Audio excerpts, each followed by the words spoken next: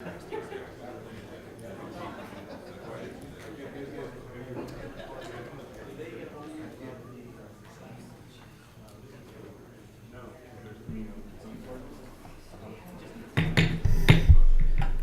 morning. This is the regular meeting of the Board of Police Commissioners. It's July 16th, 2019. Madam Secretary, please call the roll.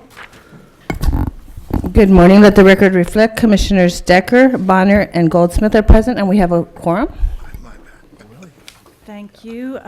Madam Secretary, with respect to consent items, do we have public comment cards? We have one comment card on each item by Mr. Herman. Okay, very good. Commissioners, do any of you have questions on what is listed as the consent agenda items A through I?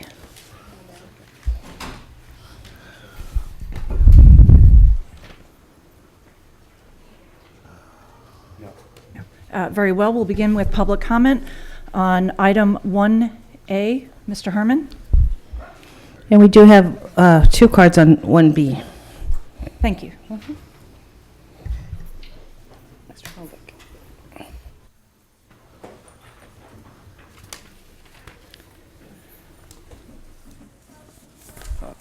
I brought some paperwork for the record on item 1A, that of the chair, Mr. Sobroff, who's not here, Inspector General Mark P. Smith, Chief Michael Moore, and hey, the new pro chair, Ms. Ellen Decker, for the record. Thank you.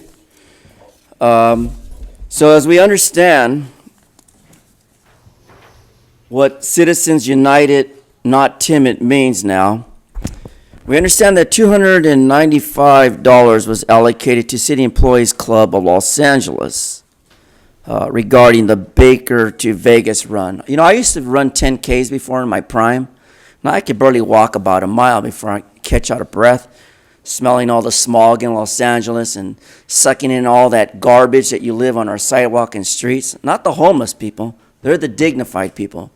It's the other fools that don't clean up our public sidewalk and streets on a daily basis regarding our running. And because, as you see, I still have a athletic look to myself, it's because I try to look my best on behalf of all your constituents who at one time want to run. Please direct your remarks to the item, which is the acceptance of a donation. It's Ms. Decker, correct? Yes, sir. Let the record reflect that. Going back to Baker to Vegas running, you know, it's all a part of life that we have to learn to accept things. How do we accept things? Well, we turn in public comment cards, or we have a tag that we put on our shirts when we run, so people can recognize what part of police division we participate in, detective division, rank and file division, you know, your TRO threat management. But once again, due to time and consideration of others, for the record, here are my documentations. Thank you. Thank you. Please, Mr. Herman, you're up now on item 1B. Oh, 1B? Yes, sir. I didn't get a chance to sit. Thank you. Let me read into the report. Dated July 15, 2019, totaling about looks like about $8,000 to the Los Angeles Police Foundation regarding chief, staff, professional backdrop to host public speaking events. You know, I find that offensive. You know, you don't need to advertise anymore. We know who you are. Don't we know who they are? I do. We become the state capital of gunning down people in the world, on top of we're the hit and run capital of the world as well. But again, this issue of $8,000 to the Los Angeles Police Foundation, why haven't we had a posting of all the donations on behalf of the Los Angeles Police Foundation so we can match and consider whether or not they're appropriate actions or offensive actions? Because we don't know how this money is delegated in terms of the foundation. Sometimes it can be used as hush money, it can be used as bribes, and it could be unconventional miscellaneous money for having sex with children, but that's not the topic here. The events to benefit BBC 19/0187 We hear that recommendations from the board action, approve the department's report and accept this donation. I'm in opposition to that until we get a listing posted on the outdoor of this facility where the public can weigh in on how many donations and what dollar amount of donations and where the micromanagement of this money is actually being allocated and being spent well on, because it's apparent that the training is doing very poor, and that's why you have the FBI investigating the sheriff's department. Thank you. Officer, please remove that swastika Mr. Herman put on the podium. Thank you. Who's the second speaker? Michael Novick. Mr. Novak?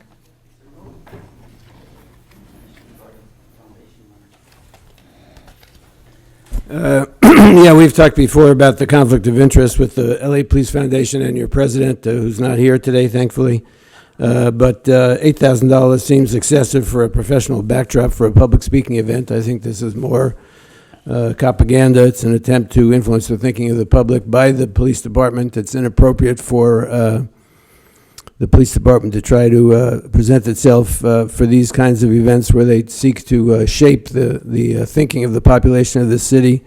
As I said before, it's part of their effort at what they consider PSYOPs, so-called community policing, to control the thinking of the population or the enemy. It's militarized propaganda efforts by the police.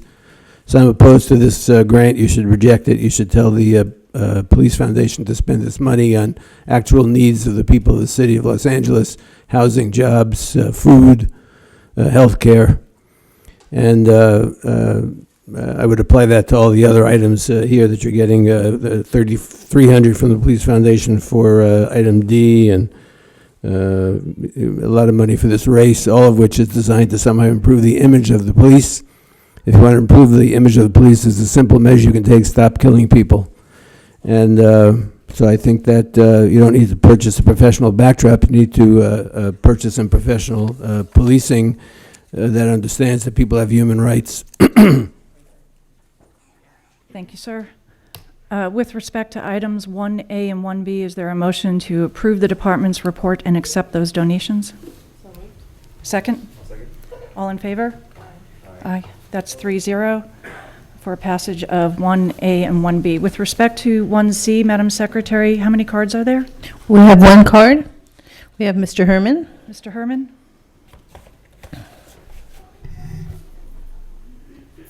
Please restart the clock.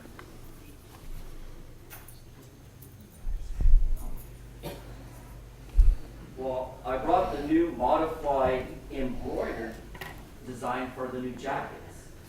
This design will not only improve and enhance the way to improve the police, but it will show the world the type of treatment, propaganda that we have for our new jackets. See, this is the criteria of new attire. You know why, right?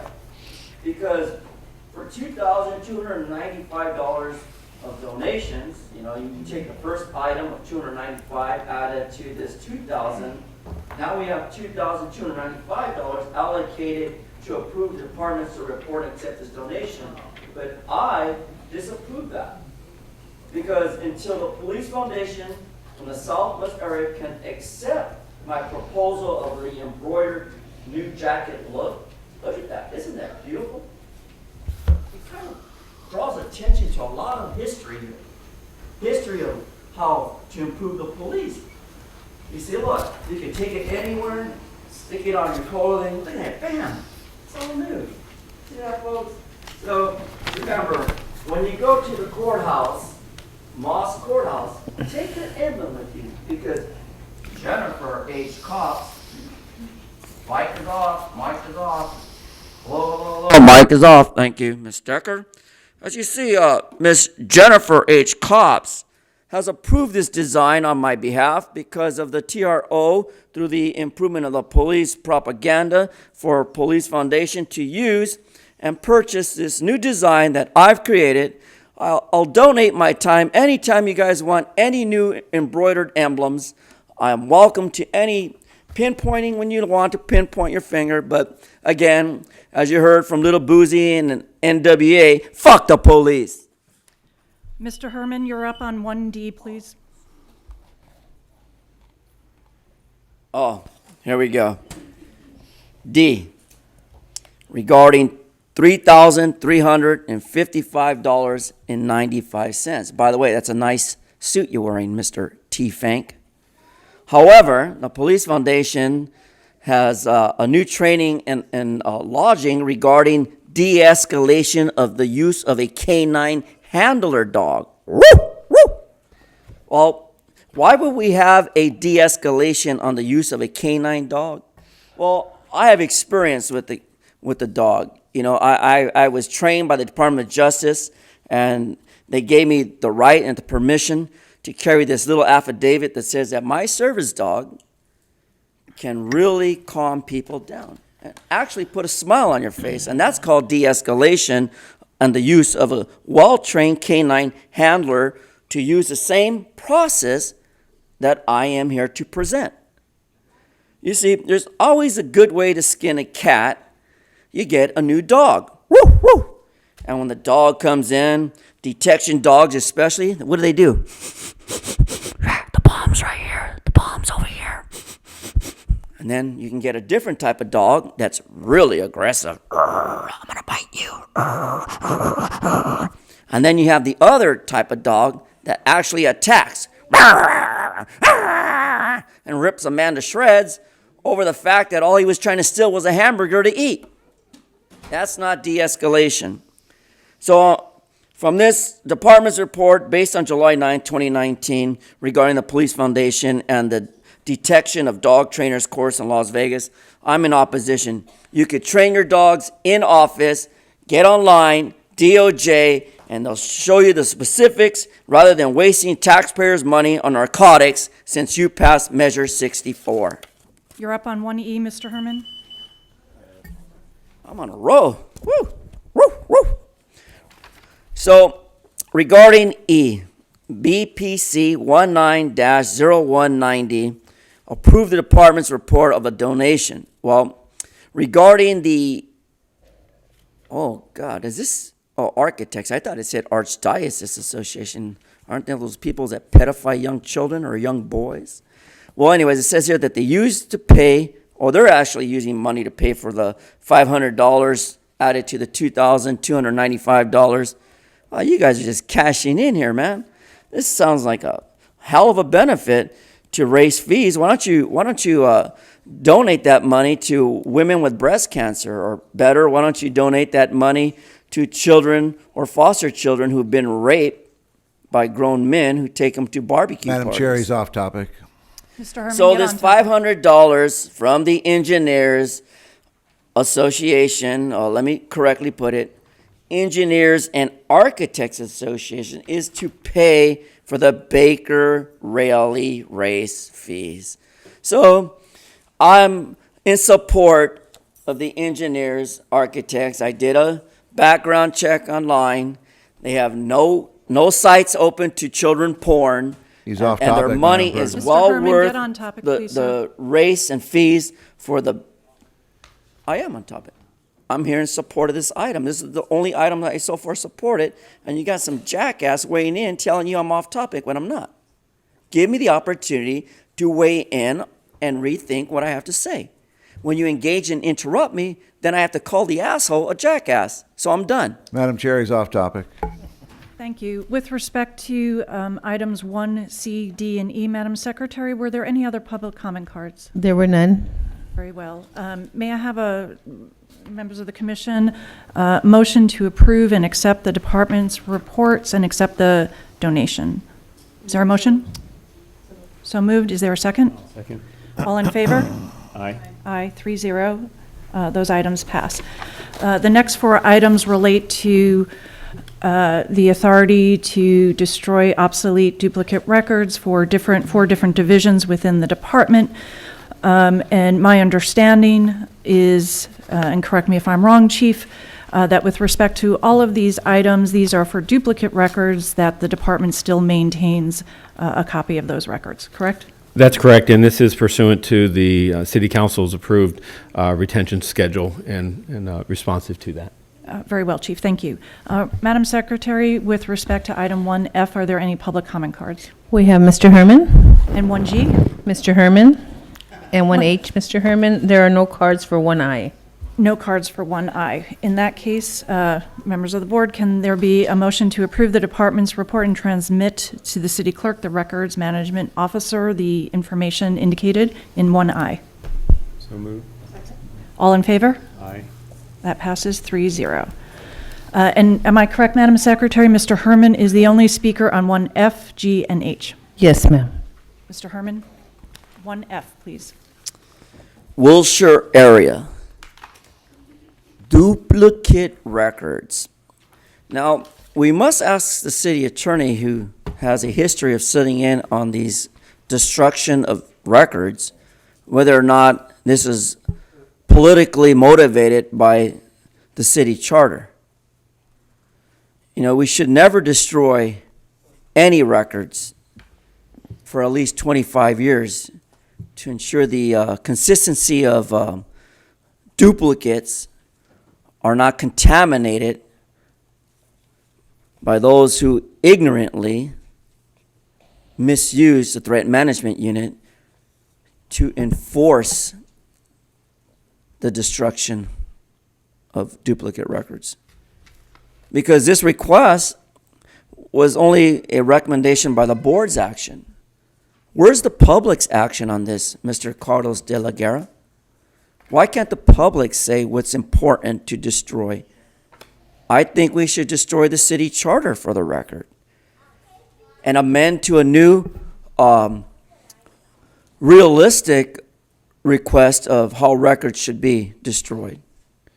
This way, the city clerk will defy what we, the legislative body, the Ralph M. Brown Act, recommend as the action. But in this, for instance, like BBC, is that an acronym? What does BPC stand for? That stands for Big Public Cunt under number 190191? Because that's how I look at this acronym. It's just an acronym. I mean, don't take it offensive. I mean, it's all part of the game, right? We put abbreviations that the public don't understand, and they want to weigh in. By the way, for the record, you forgot to turn in my forms for you guys, Ms. Decker. Mr. Herman, please continue on item 1G.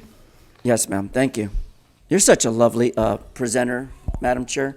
Can you do it more often instead of letting that terrorist... You're off topic, Oh, Mr. I'm Herman. sorry. I was just trying to gratify you. Sorry. I'll talk to Aaron Lewis about that. Anyways, again, regarding these records, you know, I spoke to an attorney by the name of Aaron Lewis, Aaronlewis, and he's a well-known attorney under Covington LLP, and he only charges about $1,000 for his services regarding Madam Chair, obsolete he's off records. topic. You know, Mr. this Herman, is, bring it back to the topic. yes, ma'am. I'm trying to explain how the Newton area needs to hire this authority of Aaron Lewis, a very well-known attorney. Matter of fact, I believe you know him, Ms. Decker, for the record. Wasn't he in your Obama team back in the days? Madam Chair, he's off topic again. Mr. Herman, please direct your comments Okay. to the destruction of duplicate records. Right.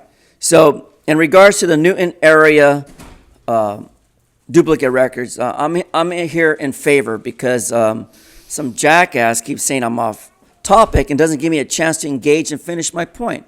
I'm here in support and favor. Thank you, ma'am. Sir, you have 1H as well. If you're done, Oh, no, that's I fine. like H. I like H as much as we like H. So, regarding request for authority, once again, how many fucking same item? Why don't you just bunch the items like you do with all the other items? This way I could have just had 1 minute and wrap this up. Now I jerked off for 6 minutes already. Madam Chair, he's off regarding topic. authority. Mr. Herman, Of if you the have something South- to say about the Yeah, destruction of evidence I'm getting there, of ma'am. It's records, called the please do South so. Traffic Division, right? STD, South Traffic Division, STD. So I know where I'm at. You know, I have a little trouble reconnecting, but I'm a very simple person when it comes to recommendations of your actions. But you have to remember that we are the legislative body here. We weigh in on what's good for Madam the Chair, he's public off topic again. and Mr. what's Harmon. not. So, again, I am not in support of the South Traffic Division to destroy obsolete records. I would like you to shelve them so that I and anyone here in this meeting today can go through those records with transparency to see if possibly you did not put some other hidden record in there to be destroyed by accident. And now those poor detectives have to work another 2 years through those files to figure out who in the fuck fucked up on destroying these records. Thank you.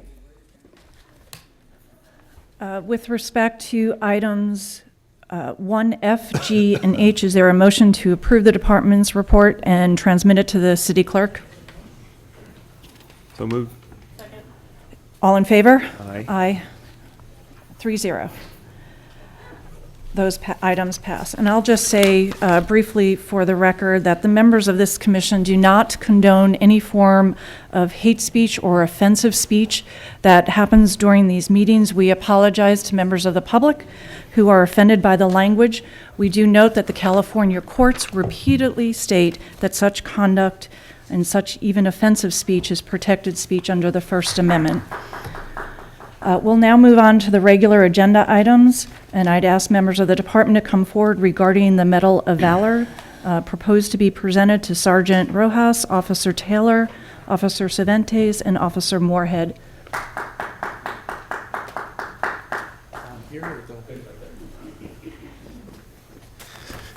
Good morning, Board. Morning. It's my distinct honor and pleasure to be able to brief Captain, you can on you this. identify yourself for the record, please? My name is Captain Lou Palialonga. I'm the Area Commanding Officer of Southeast Area where this incident occurred. On April 24th of 2018, Sergeant Vincent Rojas, Officer Harlan Taylor, Andrew Cervantes, and Christopher Moorhead responded to a radio call of a fireman needs help at 15400 South Orchard Avenue. Taylor and Cervantes were the first officers to arrive, and they were advised by the LAFD fire department personnel that there was an active shooter inside of the location, and that there were two victims down in front of the residence who had been shot by the suspect. The firefighters also told them that they had responded to the location earlier for a structure fire, and as they were finishing up their work, the suspect exited the residence, shot two people, and fired upon them as well. Firefighters were outside of the residence at the time of the shooting, and they fled on foot and took cover behind their rescue vehicles. The firefighters inside the residence ran out the rear door of the residence and down the street to find cover also from the gunfire. Officer Taylor immediately took charge of the scene as a senior officer, quickly broadcast a request for additional units to respond, and advised that they had an active shooter at the location with victims down in front. As Southeast personnel responded to this help call, they were directed by Taylor to take positions of cover for their safety around the location. One victim, a female, was observed lying on the sidewalk in front of the location, but they could not find a second victim. When Sergeant Rojas arrived at the scene, he immediately began to take command and control and assisted the groups to provide supervisory oversight of their activities. Rojas and Taylor developed a plan to rescue the female victim in front of the residence. The front door of the residence was open, and the suspect was observed moving about in the front door. Officers on the perimeter were advised of the rescue, so there's good communication there, and to avoid any kind of contagious fire should the suspect appear again. Sergeant Rojas, Taylor, Moorhead, and Cervantes left their positions of cover and recovered the victim from the sidewalk. Cervantes was the lead with a shotgun, and officers Moorhead and Taylor each grabbed the arms and legs of the victim and pulled her behind nearby parked vehicles to safety, where her condition could be assessed. Unfortunately, once they arrived at a position of cover, it was determined that the victim had sustained multiple gunshot wounds to her head, and she was deceased. The officers responded back to their positions around the residence. It was determined that the second possible victim actually was the suspect, who had began the fire and shot his mother in front of the locations. He ended up turning the gun on himself and shot himself in the chest. Metropolitan Division SWAT responded. However, as they were setting up on the location, the suspect surrendered without further incident. The suspect was then arrested for murder, transported to Harbor UCLA Medical Center, and where he was treated. I'm proud to say that the call was resolved without any further use of force or any further injury to any firefighters, police personnel, or any other members of the public around. The courageous actions of Sergeant Rojas, Officer Harlan Taylor, Andrew Cervantes, and Christopher Moorhead reflect the highest standards of the Los Angeles Police Department. Their bravery, decisiveness, selfless action are worthy of the department's highest award for valor. Thank you. Are there any questions? Thank you, Captain. Just briefly, first of all, thank you very much for that presentation. Could you just describe the process that has gone through for nominating and ultimately presenting a proposed Medal of Valor recipient to us? Yes, ma'am. It starts with the command, where we submitted this up to the Bureau as a commendation, a Bureau commendation. Once it gets looked at by higher members of the department, it will get perhaps recognized for medals sometimes, or sometimes not. This case, there was such such valor and sacrifice and selflessness involved. It did get nominated. Then it goes before a department awards commendations and awards panel. Members of the department will look at this, and they can kind of look at the whole perspective of the department and judge which awards are more appropriate as they see them on a department-wide basis. And that happened in this case, and it was nominated for Medal of Valor. I'm very proud of the officers for that. Thank you. Other questions from members of the committee? Oh, sorry, Chief. I'm sorry, Madam President, or Vice President, if I might, then from that nomination from the Awards and Commendation Committee, which is shared by Chief Peters and Chief Baeza, then it's brought before me, and it's my ultimate determination as to the which awards to provide and recommend them to this board. It is the Medal of Valor, the highest department's award for bravery and valor, and one that we require a distinction as to the actions and bravery of the officers. Thank you. Other questions? Just a couple. One, are they here with us today? I don't believe that they are here today. No, Okay. no, sir. The other question was, this was obviously, I think, an exceptional demonstration and display of valor. The question is that when you have situations that don't go or don't have an outcome such as this one, we often have a series of debriefings where there's an opportunity to look at things that could have been done better. In these situations where there was an exceptional display of valor and courage and instincts and training, are there opportunities for the officers to share that experience with others so that others can just learn and benefit from the incident as well? Yes, sir. As a matter of fact, at the time I was the patrol commanding officer of the division when this occurred, and this exact situation was a subject of roll call training and briefings where the officers were able to give their insight and things that they could have done better, things that they learned, whether those things were having proper tools or proper tactics or just the command and control and communication. All of those things were done in this exact incident, so we can all get better and learn from it. Excellent. Thank you. Commissioner Goldsmith, any questions? Are there public comment cards on item 2A? We have one card. We have Mr. Herman. Mr. Herman.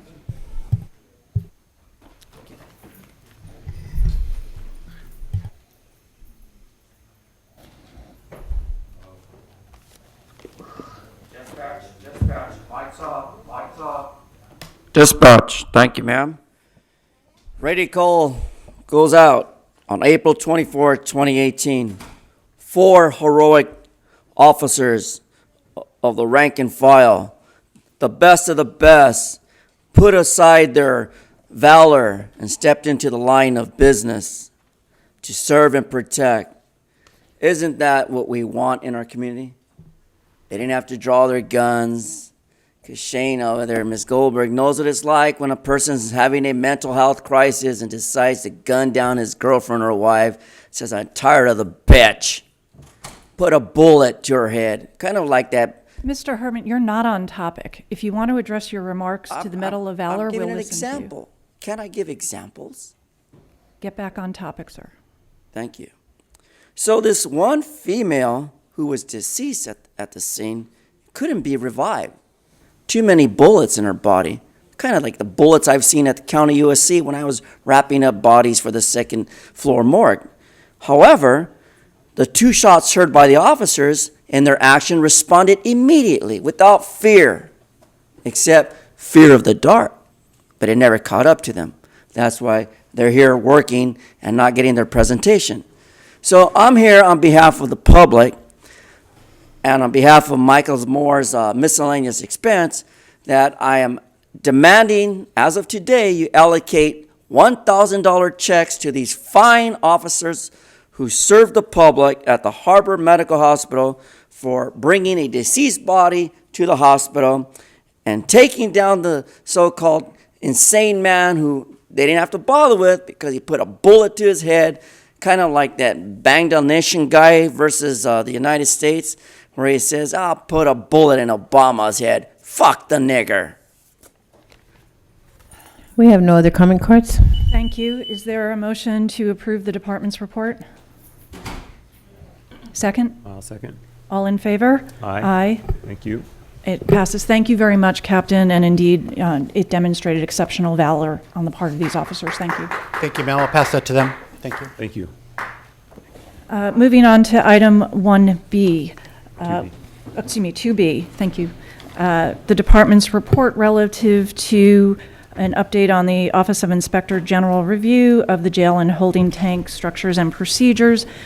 Before we begin with the department's presentation, and in part because Commissioner Bonner and myself were not a member of the commission when the report was initially presented, and I want to be clear about procedurally what we're doing today. If I could ask first Mr. Tiefank to just give us a brief overview of where the commission left this with respect to the recommendations and a vote today, what that vote means. Mr. Tiefank? Yes, ma'am. The report was originally heard by the commission on June 19th of 2018. At that time, it was continued to July 17th of 2018. And the commission president appointed a subcommittee of past commissioners, Matt Johnson and Cynthia McLean Hill, to work with the IG and the department on responding to the recommendations. So since that period of time, I know while the 2 commissioners were on the commission, they had met several times with the department and the inspector general. And over that period of time, there's been work on the recommendations that are before you today. So the report before you today is the department's response to that initial Inspector General's report that was heard originally on June 19th of 2018.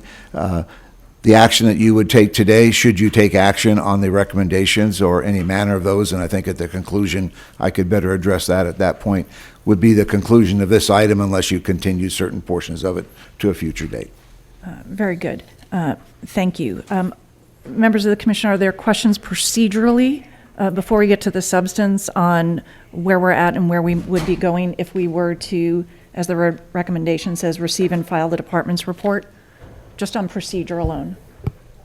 Just on procedure, I think the question is if we get through the presentation and the questions and determine that there's further areas for that warrant further consideration, I would presume we could continue the We'd process continue that those was, items. described. We'd Sure. vote on the rest and continue those items. Correct? Any other questions, Mr. Bonner? Not on Ms. Wilson? process. Oh, okay. Then let's move on to the substance. May I ask first the IG just to give us a brief overview of what the report was, just so everybody has the context as we listen to the response of the department? Good morning, Commissioners. Good morning, Chief. Good morning, everyone. As Mr. Tiefank mentioned, back in June of 2018, and at the direction of this Police Commission, the Office of Inspector General did a review where we looked at 5 years of in-custody deaths and attempted suicides within the LAPD's jail facilities and police station holding tanks. We presented our findings back in June to this commission. And to say it briefly, and I'll be happy to go into further detail if required, some of the things that we focused on were anchor points that were used in suicides in the jail, and the suggested elimination of those potential anchor points to avoid future suicides or minimize the risk of it. We looked at the jail intake and housing classification processes and found some areas that we thought could be improved in those processes. And we also made suggestions for a new adjudication protocol for in-custody deaths that occur in jails and holding tanks. In total, we made 16 individual recommendations spread across those primary categories for the Commission's consideration. That's, maybe I'll stop there as a brief background. That's terrific. Thank you. And thank you for your patience. If you wouldn't mind introducing yourselves and then make your presentation, sirs. Certainly. Good morning, Commissioners, Chief, Mr. T. Fank, and Mr. Smith. My name is Captain Gary Newton, and I'm the Assistant Commanding Officer of Custody Services Division. With me today is Lieutenant Wang of Critical Incident Review Division, who is able to speak on the investigation and adjudication process of in-custody deaths. Thank you. The report before you today is the third status report of the implementation efforts related to jail policy and structural modifications as recommended by the Office of the Inspector General. Since 2016, Custody Services Division and the Office of the Inspector General have been working together, examining every facet of jail operations with the understanding and desire that the outcome would be an improvement in the way we care for those in our custody. Speaking specifically to the items, item number 1, the department has reduced suicide hazards such as O-rings in holding tanks. We've removed all of those O-rings. None exist currently. There were some gaps between bunks that were a potential suicide hazard. Those have, we've welded metal plates over those gaps. And we've installed cord-free phones in all of our segregation cells where most suicides and attempt suicides occur. Item number 2, video cameras have been installed in all operational department jail cells. Holding tank cameras at the geographic divisions are the responsibility of Facilities Management Division, and they have made several budget requests in the past and have a current budget request to install cameras in the division holding cells. Item number 3, safety checks in area police station holding tanks have been addressed in June of 2018 with an Office of Operations notice requiring watch commanders to document direct observation checks. The checks are State of California Title 15 compliant, which sets rules and regulations for jail operations. Item number 4, in July of 2018, a new inmate classification assessment form was activated, which addresses observed inmate behavior prior to housing, and we did meet with the Office of the Inspector General several times on the content of that classification assessment. Privacy considerations are impacted by the, item number 5, privacy considerations are impacted by the existing physical design of the jails, which did not take this into consideration when the jails were originally built. However, personnel do utilize the existing space and exercise discretion as best possible when asking health-related questions. They either step to one side that is unoccupied of the jail, or they can ask those questions in their patrol vehicle, which provides some privacy. Item number 6, Medical Services Division and Custody Service Division have always worked closely together. We meet at least monthly, usually more, to review all related medical issues and concerns regarding the care of inmates in our custody. MSD has recently implemented an electronic medical record system, which replaces their paper system that they've used forever, for better record keeping, which will only improve our ability to provide the needed medical care in our jail facilities. Lastly, in October of 2018, CSD implemented a dispensary support officer program where detention officers regularly work with medical staff throughout their shift to ensure arrestee medical issue awareness during the intake and booking process. Item number 7, the inmate classification assessment implemented in July 2018 addresses this concern. For items 8, 9, and 10, the department has raised the level of all detention officer training in recognizing signs and symptoms of mental illness.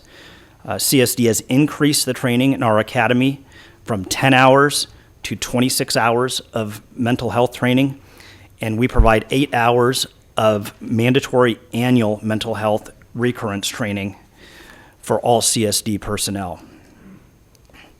Item number 11, the jail operations manual has gone through its final revisions and was completed by the end of the first quarter of 2019. The updated January 2019 jail operations manual is now posted on the local area network.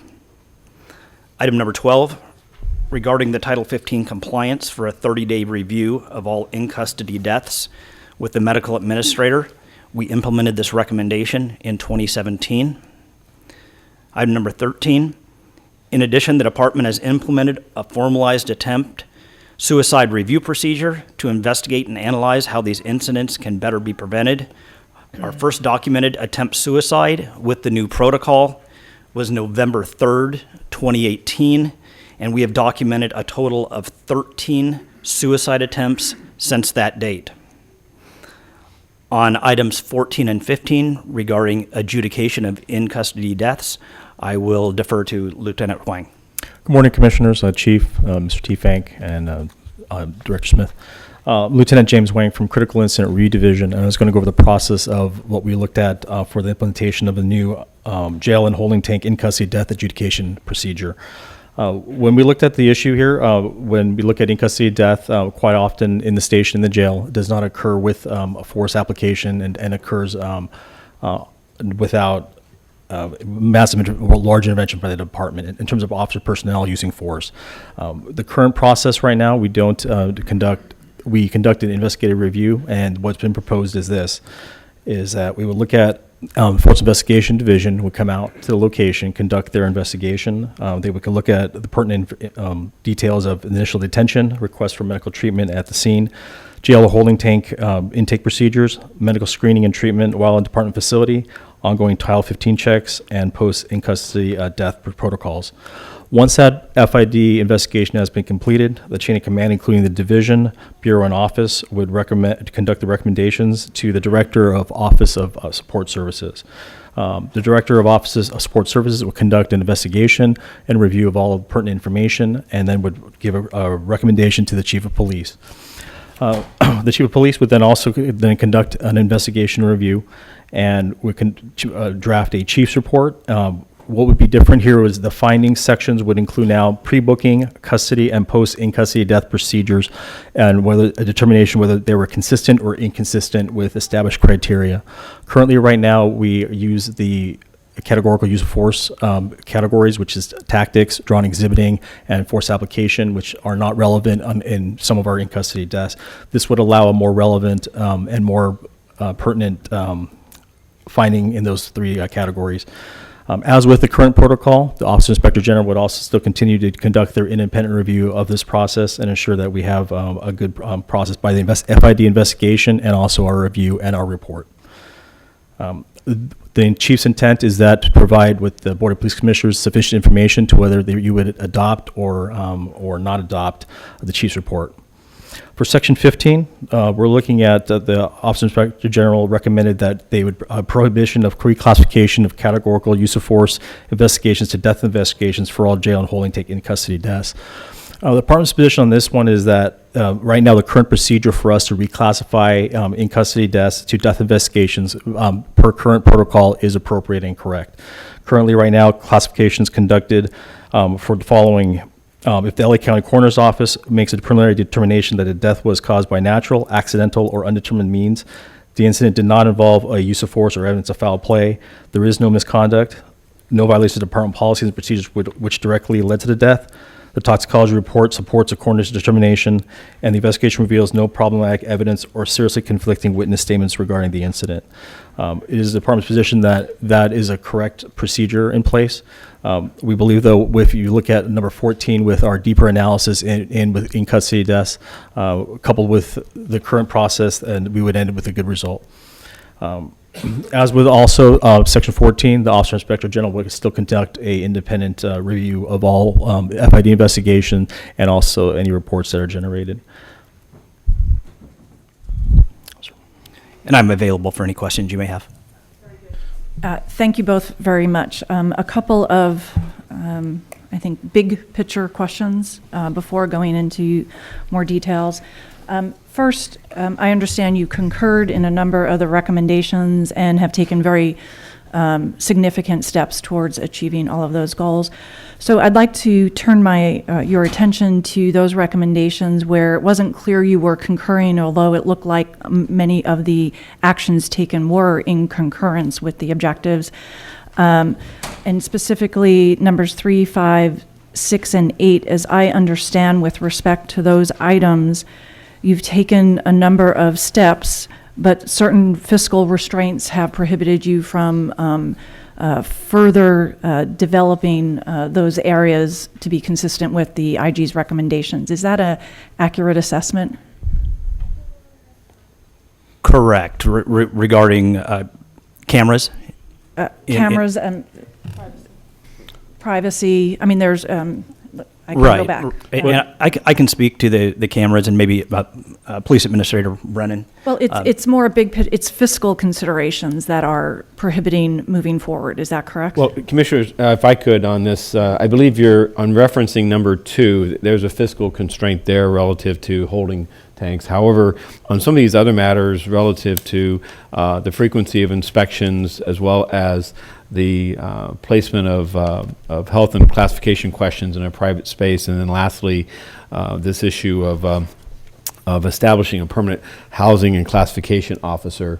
The department also is looking at these from a more practical standpoint of the of what is a balance in providing. Now I'll do in reverse order. What's the balance of what will be gained versus the costs involved? For instance, on the classification and housing officer, that location or that recommendation we believe is better implemented when all individuals that are in a custody setting from a employment standpoint, regardless of the lowest ranking individual to its highest on duty, share in the responsibility of evaluating and monitoring the status of arrestees. We process year to date 45,000 arrestees, and each of those require an assessment at a number of stages. And in this particular recommendation, we believe that the significant costs associated with staffing 27 additional personnel, that those personnel would be better invested in opening existing shuttered facilities such as Harbor Jail and other jail facilities rather than this concentration or this squeeze point of this classification officer. I think that the classification officer could in and of itself become a false sense of security because the person who's charged with that, if that becomes singular, everyone looks to that person to be the one responsible. And we feel that that responsibility should be shared. As to the location of how and the privacy of how we do health and classification questions, while the desirability in the ultimate scheme would allow such a privacy booth, the reality is both in and out of custody settings, these types of questions are regularly asked and evaluated. And so we try to strike a balance of isolating an individual for purposes of doing this screening versus the processing of literally hundreds of individuals through a systematic way. And I think that the current process affords some limited confidentiality, but is also realistic in the sense of how and the limitations of our designs. Lastly, the aspect of the frequency of jail checks. We believe that we are clocking in the sense of twice an hour for a general inspection is above the state requirements.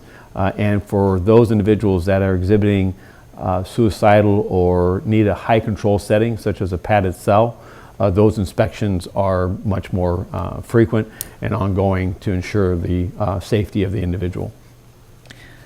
Thank you, Chief. Leaving aside items 14 and 15, is it the department's intent to ask City Council for any additional funding to more robustly achieve the recommendations of the IG, or is it the department's position that what you've stated and what's presented in this report satisfies those recommendations? It is our intention at this stage, absent direction to the contrary from this board, that we would continue to pursue video cameras within holding cells and update the existing camera systems within our jails. Well, we have camera systems within our jails that are operational today. Many of them are analog or dated as to their capabilities, and this has been a recurring budgetary request, and we'll continue to pursue it. I believe that in the coming this next coming budget cycle, I'm hopeful that we'll see greater support for this, and much like our technology upgrade and updating that the council and the mayor found the ability to support, we will advocate for this as well. Okay. Thank you. I think my next questions are to the IG. First, with respect to the conversation we just had regarding the items other than 14 and 15, is it the Office of Inspector General's view that the response of the department is sufficient, with the caveat that they're asking for more budgetary funding for the video cameras? What is the IG's response to the department's report? Well, at the end of the day, we would stand by our recommendations, and in particular, there are two that kind of stood out to me and the ones that you enumerated. One was, again, with the privacy issues as far as the intake points. To us, we understood that there are some budgetary concerns with that as far as kind of being able to construct a true private area to do some of these intake questions. However, we think that would be a best practice, so we stand by that recommendation. Again, understanding that there are some budgetary issues with it. And then secondly, with regard to the classification housing officer position, we stand by the recommendation as well. We think that it's best served by having one person who has expertise in that area be that control point. We do understand that that involves a heavy contingent of personnel to really support that new position in all of the department's facilities, and that carries with the budget constraints as well, but we still think that's a best practice. Very well. And so it's, to summarize that, it would be the position of the IG's office that, with respect, leaving aside 14 and 15 for the moment, that the department should, in addition to be asking for more funding for the video cameras, they should also be asking for additional funding to address the privacy concerns and the housing officer position. Correct. Understood. Turning then to 14 and 15. If I could ask the Inspector General with respect to 14 and 15, I view them as interrelated items, and I'm sure that's why they were presented jointly by the department. Can you respond to the department's summary here of their position? Yeah, I think you're correct. They're indeed interrelated, and through quite a good deal of back and forth as far as meetings and draft language, we think the department has appropriately addressed the concerns that were raised by the IG in 14 and 15. To say it with a little more detail, our primary concern with some of the reclassifications that were happening was that we didn't think there was sufficient information being presented through that process, and we also wanted to ensure that the police commission had the ability to look at those cases and make a judgment on them. Although the department chose a slightly different route than what our initial recommendation was, their route addressed those concerns, and so we feel comfortable with those responses. And, okay, so that was my ultimate question, whether the Office of Inspector General was satisfied with the response, and you are. Yes. And is it your intent for the Inspector General's office to continually review that process and procedures to ensure that actually it is obtaining the result that you sought? Yes, and part of what the response, I think, appropriately says that each individual case will get reviewed by the Inspector General, so we'll give the opportunity to do that on a case-by-case basis as well. Okay, very good. Commissioners, let me ask if you have questions. Commissioner Goldsmith? No? Commissioner? Well, thank you. I think most of my questions were answered probably in response to your questions, although there's a couple that I either addressed to the team here or maybe to the chief. And these are questions I think I might have asked on the front end just to better understand and put the discussion into context. The first question just is kind of a straightforward one. Do we have some idea of, when we just look at all of these facilities, I don't know how many facilities we're talking about and their general age, are these facilities generally that were built in the 70s, 80s, 90s, or are they newer facilities, or what are we talking about? We have 5 open facilities currently, excluding the holding tanks in the geographical areas. Of the 5 open jails, they run the gamut. Some were built a long time ago using a linear jail pattern, something you would, a regular barred jail built back in the 1960s. Our newest jail is the Metropolitan Detention Center, and that was built in 2009 and opened in 2011. And so that leads to then, with regard to some of these, I don't know, that were built in the 60s or just potentially even the one in the Metro, I think with regard to the facilities themselves, you kind of alluded to the linear design, and I think we know a lot more today about the best practices in designing law enforcement facilities that are designed for the safety of not only the personnel that work there, but also the inmates. How much of the issues, if you were putting all of the IG findings and the discussion here into context, how much of this relates to the facilities themselves and the effort to try to, for lack of a better term, retrofit with cameras, facilities for privacy questions, those kind of things? How much of the issues relate to the nature of and potentially faulty design of the facilities themselves, or I should say outdated design, and how much are operational and personnel related in terms of the actual operations and how they're operated? Each one of our facilities has a unique design. Very few of them are alike. So we address each facility Is that purposeful, individually. by the way, or just by happenstance in terms of when they were delivered? It's based on best practices. Okay. What was best practices back in the 1960s differs from what's viewed as best practices today as far as facility design. And Chief, do you have a view on just the broad question? How much of you add up the conversation we're having this morning, and I'm trying to just in my mind get an idea of how much of the conversation relates to the nature of the facilities themselves and the effort to try to, make do with what you have, and how much of it goes to how we're actually operating. The remaining items, Commissioner, I believe are 100% related to the underlying design of the facility in which we're dealing with. That can be compensated by added personnel. The expense of those added personnel or material changes to the actual makeup of the jail is what is substantial and what we see as beyond, with the absence of cameras, beyond the medium spot of reasonable, given all the other pressing needs that we have with facilities. For instance, the Van Nuys facility was built in 1962, I believe. The Hollywood facility was built in the mid to late 70s. The 77th jail was built at the time in 1996, 1997, as I recall. And the most recent jail is now nearly 10 years old. So each of these were, as stated, a best practice at the time. And what we have left with us is, in the governance of jail operations across the state, is that they are grandfathered in. Those standards are seen as acceptable and appropriate given the date of construction of the facility. While we could invest millions of dollars to remove or replace or update these facilities to present-day 2019 standards, the pressing need for other facility requirements has overridden that. And so we're trying to strike a balance here with the remarks that we make here today and what we're proposing to be adopted.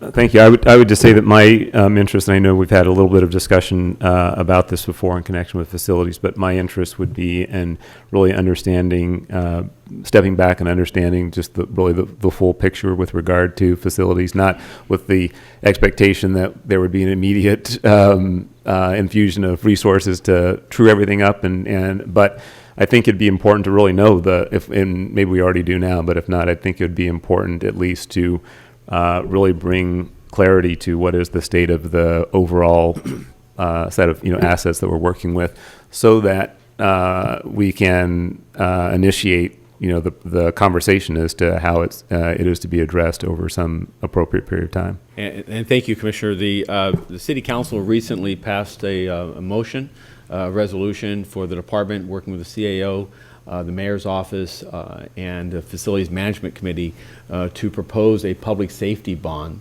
in joint with fire to, again, identify a path forward for the replacement and addition of new facilities, both to renovate the existing structure as well as to establish new structures for police buildings across the city. Our facilities are substantially dated. The West LA facility, for instance, was built in the late 50s, and same with Southwest and Foothill in the early 60s, and Van Nuys. So we are in a deferred or delayed maintenance mode substantially with our facilities, and we look forward to working with the Mayor's Office and our elected officials to establish a proposal for the restart, if you will, of the department's building and refurbishment plan that would include jails. For instance, Hollywood Station is one of the stations identified in one of the top 5 positions that would be in our priority list, which would include that jail. So just to make sure, then, I know that we had some informal conversation, even less than what we just discussed here, about just the fact that there was some discussion of discussing it. And just I want to make for the record the formal request and suggestion that we set some time to get into it a little further so that we can understand really not only what the needs are, but what would be realistic in terms of request. I would be, there's the goal is a 2020 type bond is what I understand, and we can have a presentation before this committee, before this board within the next 45 days. Okay, let's do it. Yep. Thank you. Mr. Tiefeng, can you be sure that that is scheduled? Yes, ma'am. Thank you.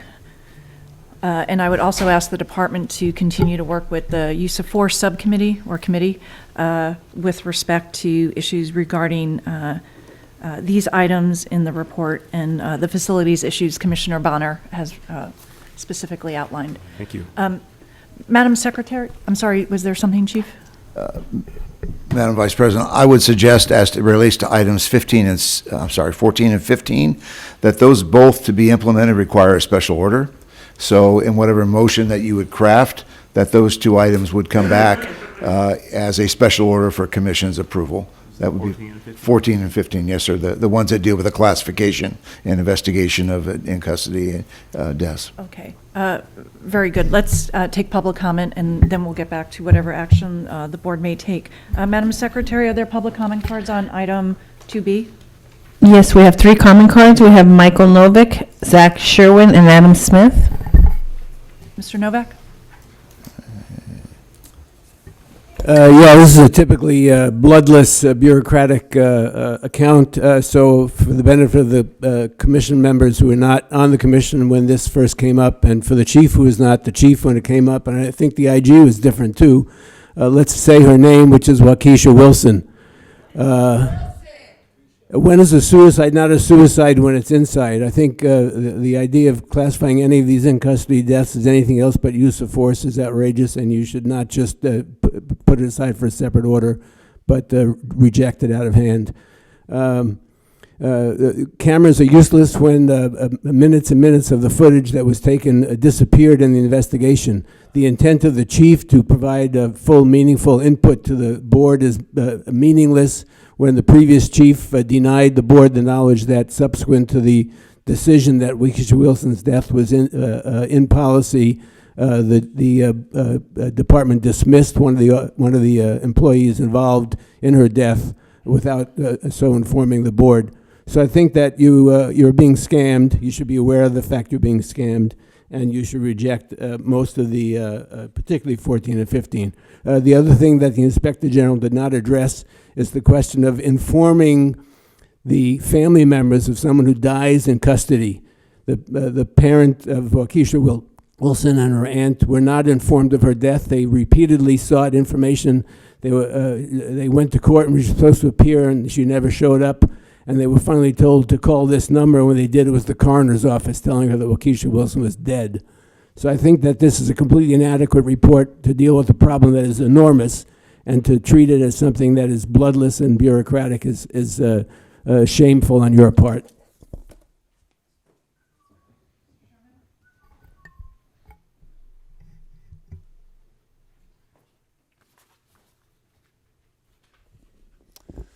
Reading this report paints such a grim picture of the grind of the institutional grind of bureaucracy. And as we're talking about oh, it would be good to update this and that and to make these changes, but we're constrained by all these different things. I just think about all the people who are getting caught in the gears of this system while this deliberate pace is going on.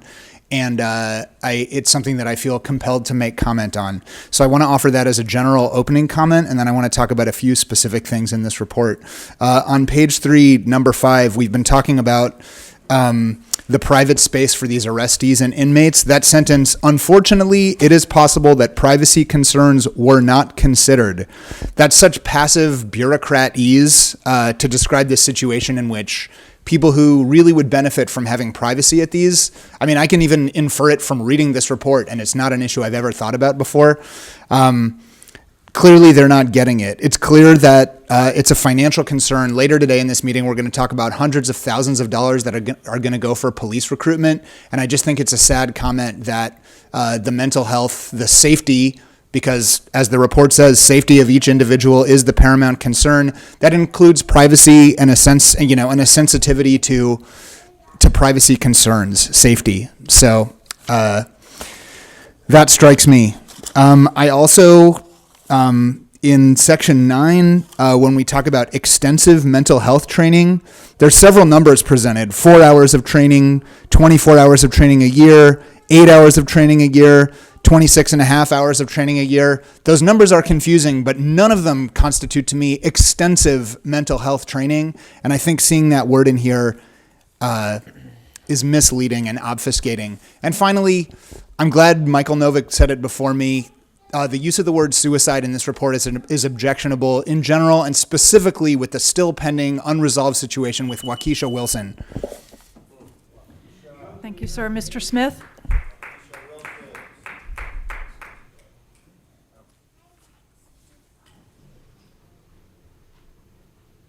Good morning.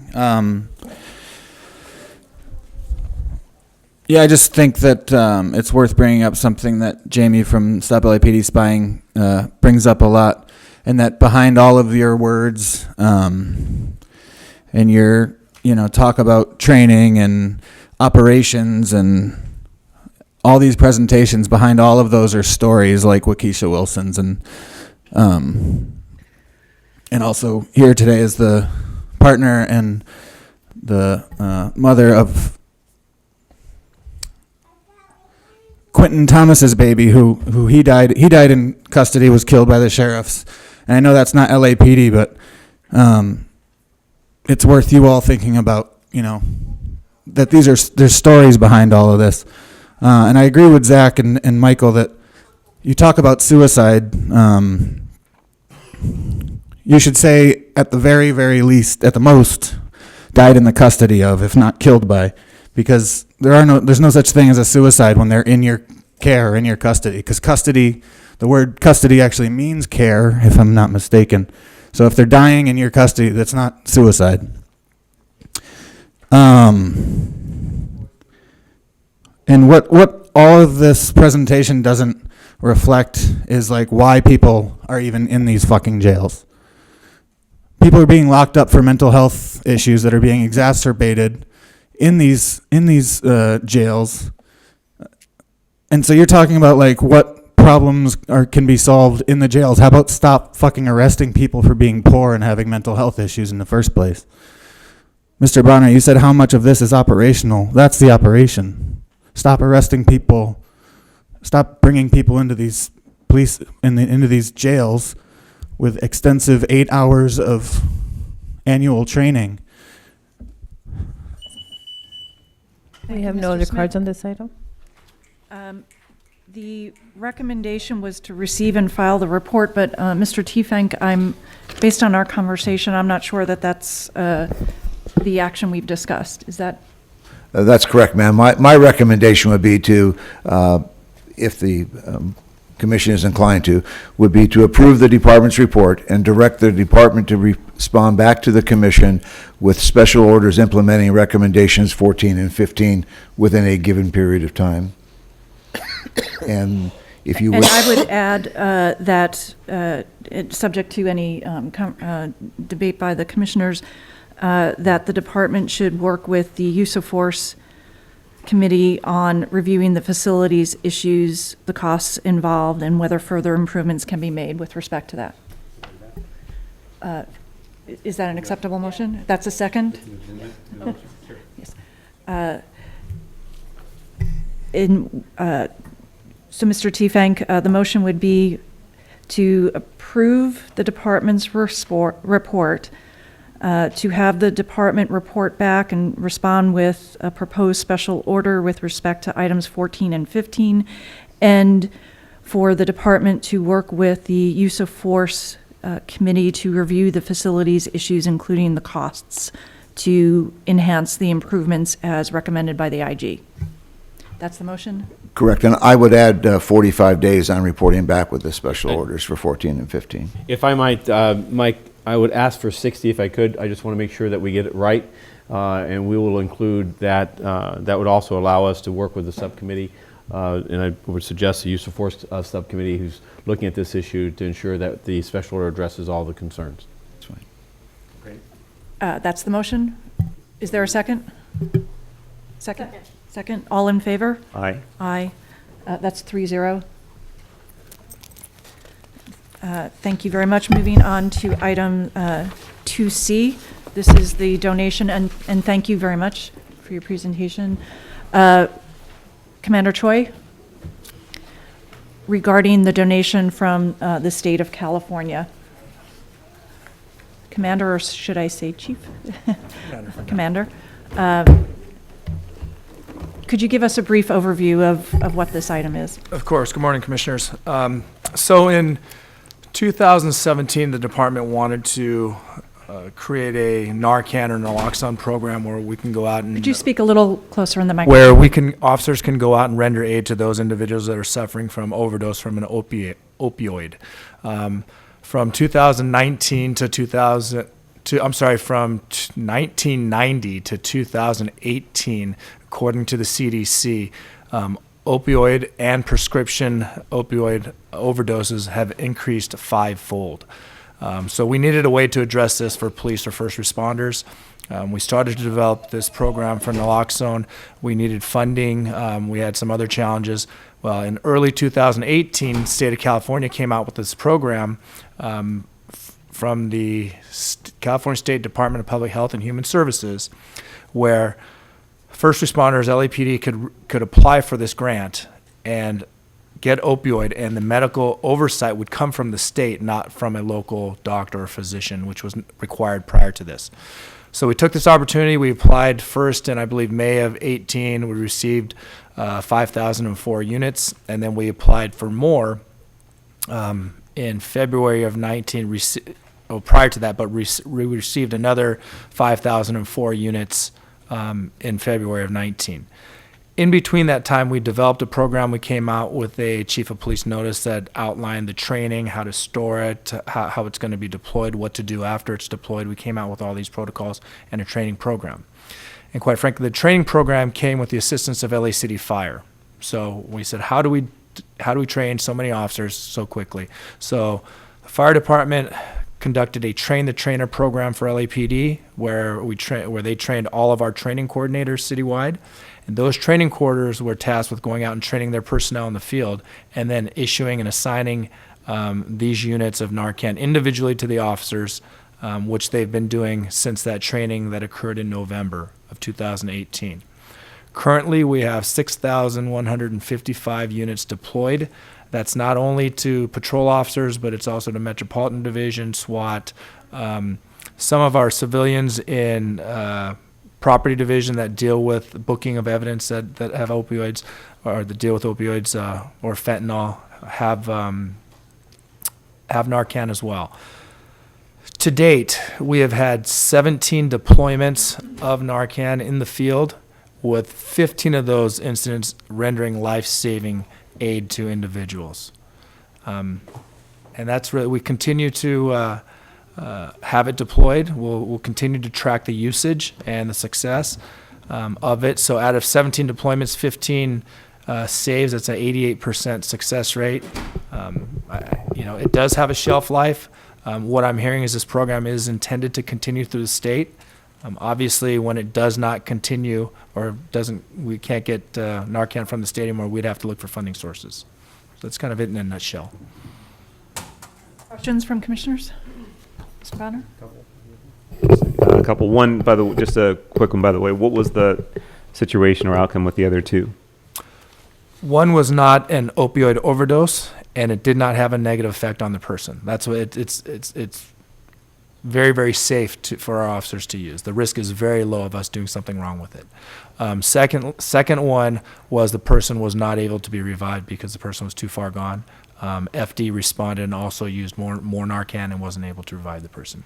Thank you. The other questions are, I think you mentioned that something to the effect that the oversight is coming from state physicians or something as opposed to local physicians. Correct. Can you clarify that in addition to identifying if there are any major conditions or requirements that, mandates or requirements that come along with the grant? Well, the mandates are that we have a training program in place, and also that we track the usage and we report back. We have those mechanisms in place, and they're part of the chief of police notice. The first part of your question again, I'm sorry? Was to clarify the state oversight. Correct. So prior to this program coming out from the state, if you were to deploy Narcan, you would have to have a physician that would sign an order saying, I'm overseeing this program. So for us, prior to it, when we started, it was the medical examiner at LAPD, or City Fire Department, Dr. Eckstein, signed a notice saying he'll provide oversight over the program. Since this program came out and the state's desire to get Narcan out far and wide, they identified a state physician that would oversee all the programs throughout the city that didn't have a specific doctor or physician oversight. And so you apply for it, they look at your program, their physician signs this order, standing order, that lasts for a year, and we just recently renewed that with the new physician through the state, and they provide the oversight. And they just essentially review your program to see if it meets the criteria that they put forth, and ours does. So the oversight is not the same that you would have if someone were receiving a medical treatment from a physician. It's it's programmatic oversight, it sounds like. Yes, it is. And I think the reason for that, and again, I'm not a doctor, but the reason for that is after going through this training and listening to the fire department and these physicians talk about Narcan, the risk of us deploying it or using it on somebody that's not suffering from an opioid overdose and something going wrong is almost non-existent. It doesn't happen. It's very safe for our officers to use. And in the forming of this policy, the Police Protective League was very concerned that officers were out there deploying something as this medication. So this was all vetted out, and again, it's very, very safe for us to deploy. And just another one that comes to mind then, in terms of just painting the picture of how some of these incidents actually unfold, are these individuals who are conversant in any way, that have any role in either consenting or not, accepting or not accepting the administration of the drug, or just describe the... Out of the 17 that these were deployed on, all of them were unconscious, not responsive, and they were literally revived from being unconscious. But the protocol contemplates either situation? In other words, it doesn't have to be somebody who's unconscious. I'm asking also just what is, maybe you can just describe this way, what is the protocol when someone arrives at the scene and then makes that determination to... Well, so the training doesn't address whether somebody's physically conscious or unconscious to deploy it. What it does address is if the first responder believes this person suffers from an opioid overdose, and to get them through that until they can get medical attention, you can deploy this Narcan. And Commander, what would lead an officer to a first responder to believe? What are the physical symptoms that we generally or historically have seen? Well, I think the key indicators is non-responsive, still has a very low pulse rate, unconscious. Oftentimes you'll see in these, so each time it's deployed, an officer does a 15-7 and reports back how the circumstances were. And the vast majority is you also have witnesses saying that this person took whatever heroin or whatever it may be and is unconscious now. So then we know automatically to deploy the Narcan. So it seems to me there's a number of factors that are evaluated, or data points, if you will, that are evaluated in order to make that determination. Yes, and each being unique to the incident itself. The officer has to make that judgment out there when they arrive on scene whether this is going to be helpful or not. But the chances of it being harmful are very, very small. So I think they would, and we ask them to err on the side of caution and deploy it if they think they're overdosing from an opioid. Thank you. Okay. Other questions? Very well. Do we have public comment on 2C? We have one card. We have Jamie Garcia. Ms. Garcia?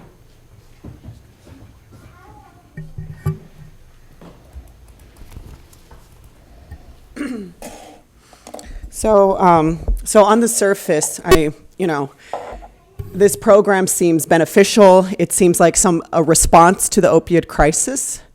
In some ways where we are, engaging in life-saving techniques. But I want to step back a little bit and just again kind of demonstrate how we see this kind of mission creep of LAPD into communities' lives. When we talk about the opioid crisis, we need to speak about what services are needed for people so that people don't get in this position, right? But what happens is that as LAPD infiltrates itself into our daily existence, right, as mental health providers, coupling with social workers.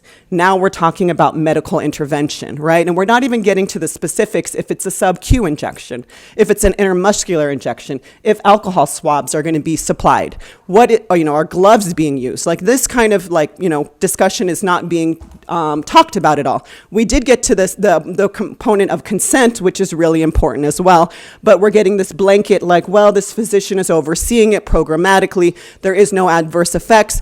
But just being a nurse and listening to this, I'm like, wow, we're not even getting to the specifics of administration, right? And who are needles being reused? How are the needles being disposed? What are all these intricacies, right? Because LAPD is not medical professionals. And you may think this is funny. You too may laugh, right? Because this is the health and wellness of a community. But again, this is the infiltration of LAPD taking on these roles that they are not responsible for, nor should be intervening in our lives. Because medical professionals need to be a part of this process. We need to have services in our communities, but this is where the resources go. Where LAPD starts to become part and parcel of everything, where there has been multiple students, young folks that want to get involved in the communities this way, but don't have the resources because LAPD is constantly in our lives taking that money. Ms. Garcia, thank you. Commissioners, just for clarification, the administration of this is through a nasal injection, if you will. There's no needles. There's no... Inhalation, that's what it's called. It's not an injection into your nose. Thank you. Thank you, Chief. Is there a motion, Commissioners? To receive the department's report and transmit to the Mayor and City Council? Is there a second? I'll second. All in favor? Aye. Any opposed? It's 3-0. Thank you. The next items on the agenda is items 2D and E. I'm going to take them together for purposes of the presentation.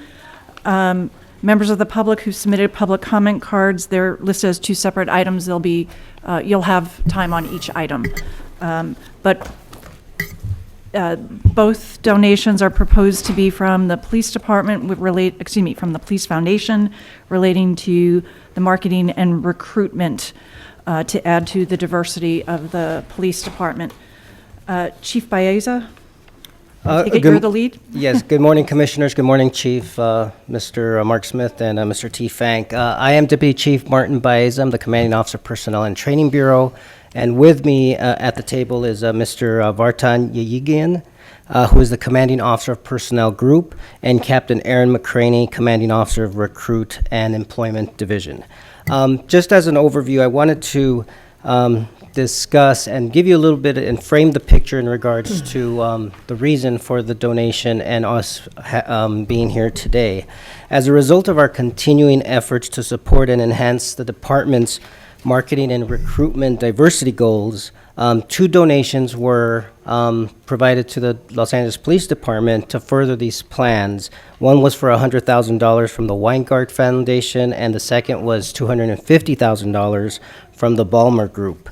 And today we'll be speaking about the $350,000, combined donations. That is part of a $1.3 million budget to address our diversity goals in the long run. Just to give you a little bit of background, the department has forecasted that in the next 5 years, over 400 African Americans are projected to leave the department through attrition, which encompasses about 43% of the Los Angeles Police Department population. That's 54% female and about 40% male. Over 190 Asian Pacific Islanders will also be attriting out, which is about 25% of the Los Angeles Police Department population. Chief, could I ask you, I'm sorry to interrupt you, to go back to that figure you stated? I thought you said 400 African Americans are scheduled to leave the department through attrition? Yes. And then you said... And the breakdown of those 400 is about 43% of the Los Angeles Police Department population. African American. The African American population, correct.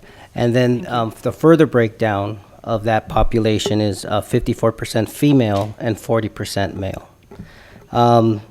And then we are also looking at the Asian Pacific Islander population, which we're anticipating 190 Asian Pacific Islanders to also leave through attrition, and then over 600 female police officers to leave in the next 5 years. As a result of that, in looking forward and preparing the department to maintain our strength and also our diversity, we are putting together, and we have put together, a plan in order to address diversity hiring. And Mr. Yayigian will be speaking specifically in regards to our plan for this $350,000 that is going to get us started in addressing our objectives of keeping the strength of the department while also keeping the diversity up. Thank you, Chief. Good morning, everyone. I'd like to start explaining the first $100,000. Oh, I'm sorry, yes. I'd like to explain the first $100,000 and explain where it's going to be spent and why. The first $100,000 will be used to continue and upgrade our candidate relationship management program, which we first initialized in April 15th. This is a program that brought us back to modernize our systems in a way that we can actually measure our progress in hiring our candidates, be able to measure and track the bottlenecks, challenges, and give us the opportunity to restructure our processes. When we introduced the CRM program, we were able to identify the challenges and issues that we had for many years that we couldn't have visibility to it. Now that we have the data, we would like to use the $100,000 to revamp our processes so we can hire our candidates much faster, much better, in better quality, and shorten the time from, let's say, 190 days to less than 60 days in hiring process.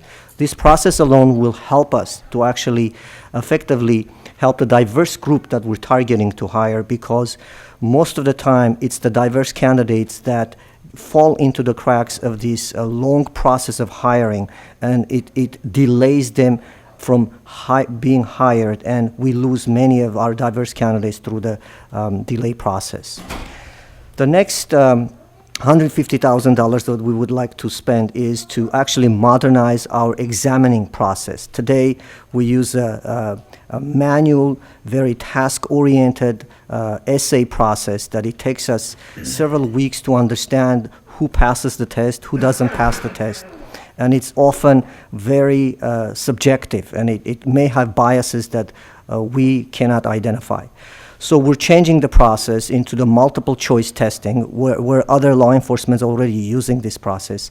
And we're going to use this funding to integrate the multiple choice testing process as part of our CRM program.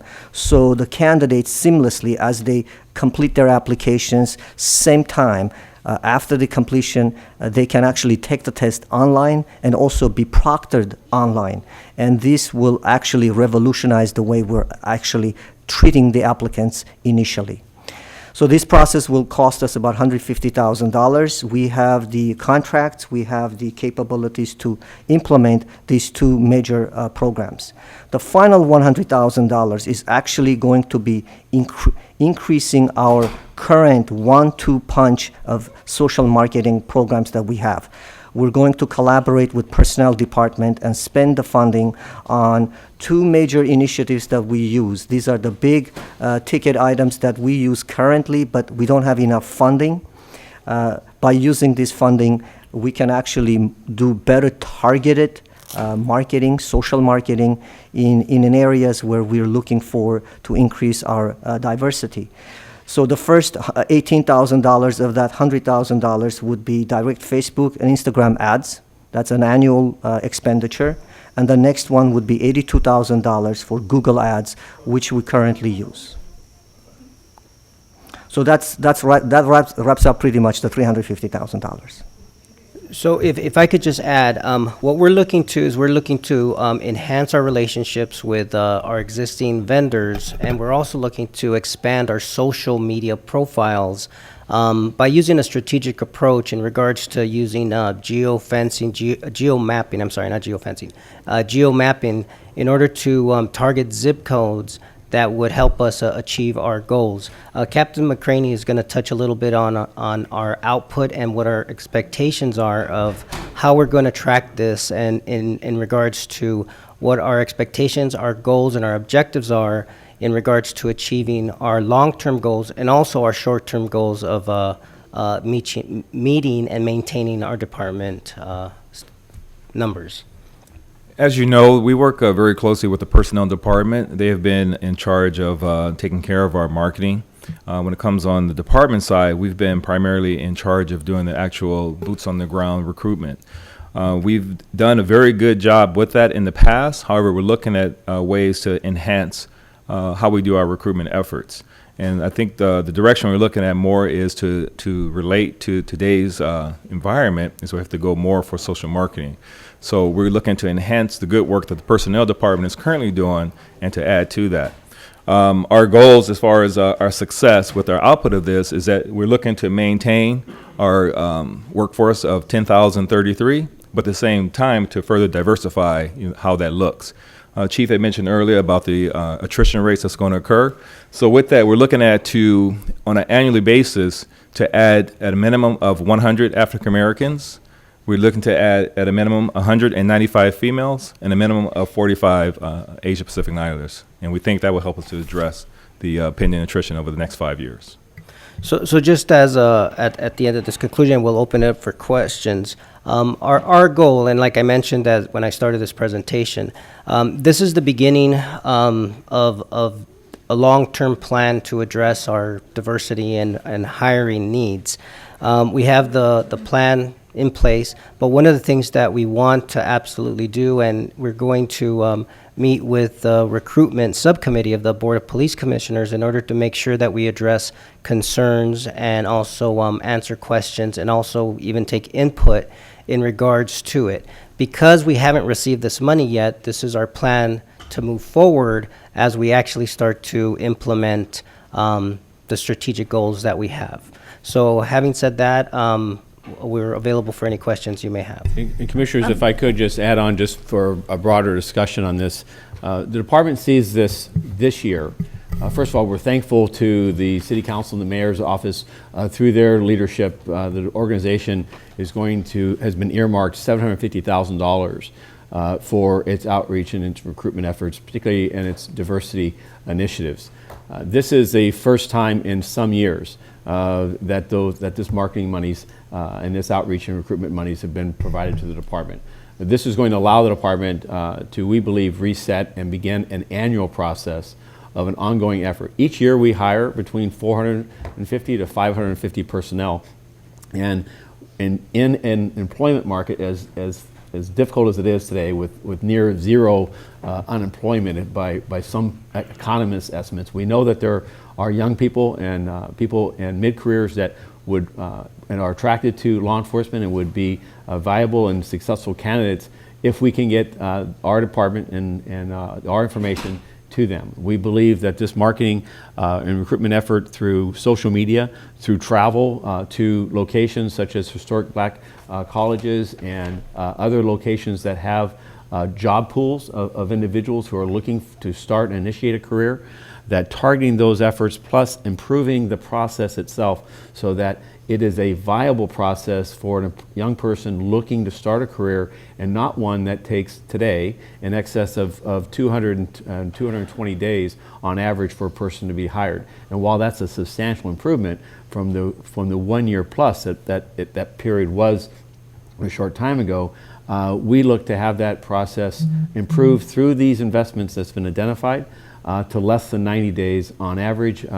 Mr. Vartan's words of less than 60, music to my ears. Oh, I'm sorry. We intend to amplify this so that we remain an employer of choice for those wishing to enter qualified entrance into this profession. Thank you. A procedural question first with respect to items D and E. If approved, it seemed to me we're approving the acceptance of the grant money, not necessarily the plan. Is that correct? Yes, that's correct. That, you know, I don't want to speak out of turn, Mr. T-Fank, but that's my understanding. But we wanted to sit here and let the police commission know that we had a plan and explain to you what the utilization of that money was going to be for, and how it has been earmarked in order to support our hiring and diversity goals. I appreciate that. And part of the reason I asked that question is I was a little confused from reading the written materials and hearing your presentation, because it sounded from the written materials you were going to hire a marketing firm to do a lot of this work. But Yes. from your presentation, it sounded it was mostly internal. Have I misunderstood? Well, no, because this, as I mentioned before, this is the first $350,000 that is we're actually going to be able to spend. And as the chief mentioned, we have an additional $700,000 as part of the bigger budget. As part of the bigger strategy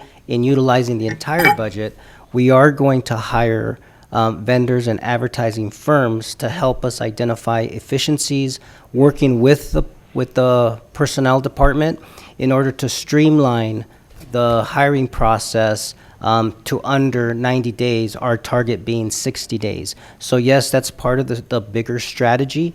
This particular $350,000 that we talked about, I just wanted to identify what our plan was to utilize this money to get us started as we move forward into the fiscal year and we have access to the budgeted money that was given to us.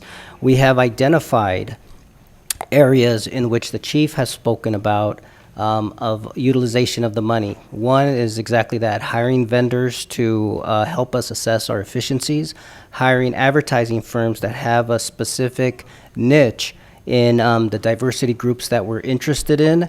Also, the travel of reaching out to the historical black colleges, and also the purchase of equipment that we are looking to help our candidates improve on, with upper body strength through our candidates assistance program, just to name a few. So we do have a larger scale plan, but today's conversation, we just focused on the donation that was. I understood. I understand. Thank you, Chief. It's wonderful in many ways that the City Council has now allocated money, and certainly wonderful that private donors are stepping forward. I think the intent about creating a far more diverse workforce in LAPD is incredibly important. I will say my initial impressions is that your target numbers are way too low for what my expectations would be for women and people of color. That particularly with $1 million, and if City Council is willing to continue to fund this, we should have much higher goals, in my opinion. But I will also say, I think it's very challenging, in my experience, when hiring processes have stopped and then you try to reinitiate them, there's always a challenge of getting the startup costs going and modernizing procedures and all, which I understand, but I do think we need a more robust plan moving forward. And I would ask if the department, if we approve this, that working with the recruitment committee to be sure that there's a solid outline, and any members of council who need to be involved because they have allocated these funds. There needs to be a consolidated effort to achieve those goals. Absolutely. I did have some questions about the personnel department, but you've answered those. Will there be an RFP that goes out? Absolutely. The process is that we want to make sure, we've actually been in the process of interviewing certain vendors in order to identify best practices so that we can form an RFP in order to put it out. So yes, and the RFP process will be put out. Okay. And hearing your broad plan, I'm not, well, let me rephrase that. How do you know, what research have you done to ensure that this is the most effective way to spend money to achieve the results that you're seeking? Yes, okay. So the research is several pronged. So the first of the research, we looked at inwards to identify what kind of challenges do we have currently that we're not able to deliver. And we have internal bottlenecks and challenges, systems, and also training issues that we needed to spend some funding and resources in order to improve our own capabilities to deliver a better and faster product and services. The second component was to look at what is available from outside. What do other law enforcement agencies do? What do other better companies do in relation to marketing, recruitment, onboarding, and also retention? Retention is also another key for us to look at, after all this money and investments that we spent, how do we retain the candidates in the process, and how do we retain them in the academy and so forth after they're done? The final component is to look at outside, what kind of companies do we have that actually readily are the best in the market, or so to speak, have the best practices that can actually teach us or work with us for time being to not only educate us what we need to do, but also be partnered with us in a long run to always fine-tune our processes. So in that relation, we've done a lot of research. We've done a lot of reading, a lot of meetings. We've been doing this almost 2 years now. Initially, we started with Mayor's innovation team, and then it started into a collaboration with personnel department. So that's how we were able to obtain funding for the CRM program, which was actually the light of the program because it shed light on our challenges and capabilities, what we couldn't measure before.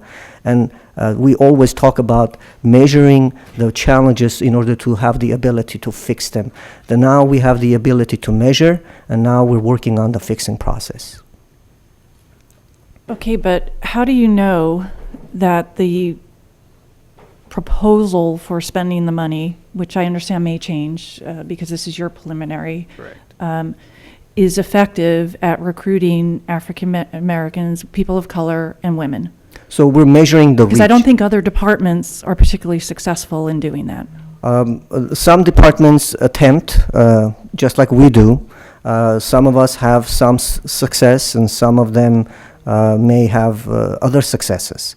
So we're learning through the process. So the key point for us in marketing is to be able to reach our community members, to be able to discuss our brand. And have our capabilities available for the young people to understand what kind of career and opportunities that they're missing, that they could have. So the reach is very important. But also in social marketing, because there's so much competition out there, it is also important the repetition, the impression of our data and analysis. Where do we go? How often do we go? And how long do we stay in those areas? And that's why we have Google Analytics. That's why we have Google Ads. That's why we're talking to LinkedIn and 6 or 7 other vendors that we've already interviewed and looked at their product. And we're also comparing how do successful companies use those products and how do they increase their sales or their profitability. And even though we don't have sales and profitability, but we're also looking for human resources that could possibly be our organization's future in that particular manner. And Captain McCraney, can you speak to the within your command the review of best practices, what's going on across the industry, the challenges we're facing on as a profession, and what our research is, and what ongoing nature that's helped shape this plan? Yes, Chief. We've been out in the community a lot when it comes to doing our recruitment, when it comes to diversity.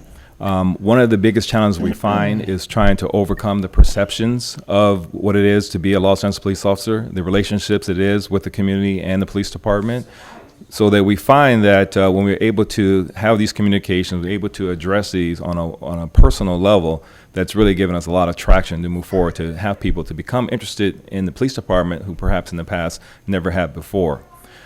We've done a lot with some organizations. For example, we do a lot with the Divine Nine, which is a group of fraternities and sororities of the 9 black fraternities and sororities. Made tremendous inroads to just having that dialogue, understanding and getting them to understand exactly what it is we're trying to accomplish by having them become a part of the police department. In addition, we've attended conferences with the Police Executive Research Forum, as well as participated with the International Association of Chiefs of Police. Both organizations have identified, as well as the Major City Chiefs Association, the challenges that law enforcement across the country has relative to building a diverse and highly qualified workforce. And today, and while that challenge has ebbed and flowed, we believe that this combination is the best manner of improving the systems. And I expect that as we learn more about CRM and we actually dig deeper into it, we'll actually find more barriers or artificial barriers, things that are stopping and interfering with our successful recruitment, not just in time, but in applicants. I'm looking forward to our visits.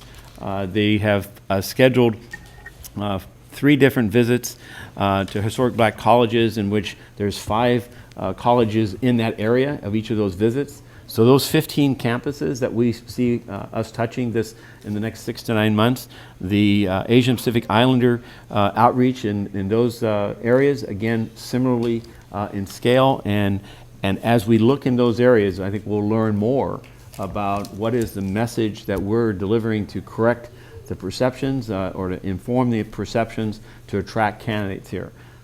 So this is by no means this is going to evolve over time, but I want to stress that the numbers that we've identified are at least twice the pace of what we've achieved. And most recently in this last year, for instance, in the hiring of African-American applicants, we've hired more African-American recruits in this past year than we've hired in any of the past at least 3 years. And yet it's still half this number. And so we need to do better. And we hope that these efforts are going, we look to these efforts to both inform and also allow us to achieve these goals. And I join with you, Commissioner Decker, with the desire that the proportionality of the next 450 to 500 recruits that we hire, that we beat the pace. 20% African Americans is what this current goal is, just short of that. Again, I would love that number to be, would appreciate that number being higher, as well as women. In our organization, our goal is to move past the 20% representation in sworn ranks to achieve 22 to 25%. And to achieve those goals, we need to clock at a higher proportionality than we have. And this is, however, I also want to establish goals that while they're ambitious, that we have the ability to build to them. This is, I will say, in this last year, the first year that we've established numeric numbers behind our hiring processes, which in and of itself, I think, has helped improve focusing our recruitment efforts into the communities in which we best need and desire people to come from and join us department so we can better serve and build trust in all the communities that we work in. Thank you, Chief. I certainly appreciate those comments. I maintain my view that the number should be higher. Absolutely. And I further maintain my view that there needs to be a specific plan to hire more women. Every time I hear recruitment plans, there's no specific plan to engage more women in the process. And in the future, I'd really like to hear that. Other questions? Sure. One, I think, is, if I'm understanding from a process standpoint, that you're addressing today both items together, the $350,000, but you were mentioning this is part of a broader program that is yet to be fully developed. Am I understanding that correctly? That's correct. Yes, that's correct. Our focus here was to give an overview of the larger picture, but in particular the $350,000 combined donations. So yes, this is part of a larger program in which we have spoken about. And one observation I think that you likely would share, I think, is that it's a good time then really for us to engage a little more intensely, I think, than heretofore has been the case. Certainly speak that for myself, because I would say that I kind of receive it with a fair dose of skepticism. Not with regard to the goals or the intentions or that moving in the right direction, but because the issues are so complex in terms of really what we're trying to do. So, and they pervade, they're not just LAPD, they're the Sheriff's Department, they're throughout the law enforcement system. And so there's a lot of, a lot of issues I think that I want to make sure are being contemplated and that we just not feel good that we're using some new bells and whistles with Facebook and LinkedIn and all those things, and maybe they're not getting us as far as we want to go. So we'll need to engage on that. One, by the way, I wanted to go back just also to one kind of process point about the donation itself. You were mentioning at the beginning of your remarks that was the $100,000 from the Weigart Foundation and then the $250,000 from Balmer. Is it that just from a process standpoint, is the foundation used as the conduit for which to receive and allocate those donations? What I'm wondering is, on the agenda where there are references donations from the foundation, which is identified also in the background report as the donor, but it's also pretty clear that and there's nothing I'm suggesting is nefarious or problematic about it. I'm trying to achieve, just make sure I have the right transparency. Yeah, when we work with the Police Foundation, they'll reach out to certain donors that will have an interest in the certain topics that we're interested. In this case, we reached out to the Police Foundation and laid out our plan and made the applications to address what we were interested in. I'm not exactly sure how they reached out to the Balmer group. So let me go into this discussion. To the Commissioner Bonner, to your Mr. question. Smith, please don't speak out. We'll hear from you during your public comment period. The current protocols. Mr. Smith, next time I'm going to have to ask you to leave, sir. Please don't do that. I don't want to do that. Chief? So the current approval of the monetary donation is to use the 501c3 of the Police Foundation. Individual donors, particularly of this size, are also called out for awareness and the transparency of understanding. Both the Weingart Foundation and the Balmer Group and their foundation, I have worked with as far as their interests in our department's ability to deepen its diversity, specifically with women, African Americans, and Asian Pacific Islanders. Both of these groups also have high expectations of understanding how we're going to go about doing that. And today's presentation is some of the discussions we've had informally with them about how we see this being done. So it is the ability of the organization to ask the foundation for this monies to go through them and for their donation to us, and we're attempting to comply with the administrative code and the requirements of the city relative to this formal acceptance. These matters, upon approval, should we gain your approval as a board, because of the monetary amount being above $15,000, will now be forwarded to the city council for their review and consideration, ultimately the concurrence of or acceptance of the mayor. Thank you. And that does, I mean, so it is the case that really this is the process by which donors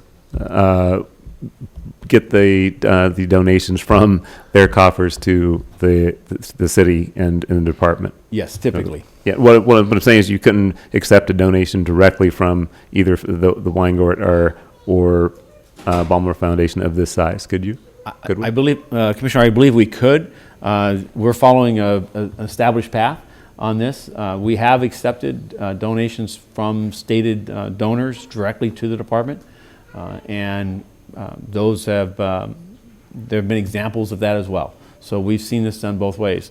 I will say that the foundation and their administration pass no costs on to the donors, so there's not a user's an administrative fee or anything like that in their shepherding these funds to the department. In the other semi-substantive point on this line is when you go through this process, if we take action on and approve this going forward, goes on to the council for the review as well, right? Yes. And one question and one area of continuing concern really is when you add all of this up, I know there's a set of issues as well that really need to be addressed by the personnel department. So I don't know, like I know we're making the change here to go from the essay exam to the multiple choice exam. There's also some issues around the interviews, I understand, still some continuing issues around the interviews, some continuing issues around the criteria relative to past drug history and abuse and some of those kinds of things. So I also want to make sure that we and this is not necessarily with regard to women per se, although I'd say we need not just more women, but even more African American women, right? So it's a similar point. But the point is that I want to make sure that we make a solid effort to really identify what those other potential barriers and roadblocks are, so that whomever's responsibility is to address them and to understand them can really start to look at it and help address them. Because otherwise, we run the risk, I think, of creating the appearance of a compelling program, but maybe it's only compelling as far as we can get it with what we have to work with. As opposed to where we're going to need some other assistance from other parts of the city government. So I want to make sure that we do that, isolate those areas along the way. And then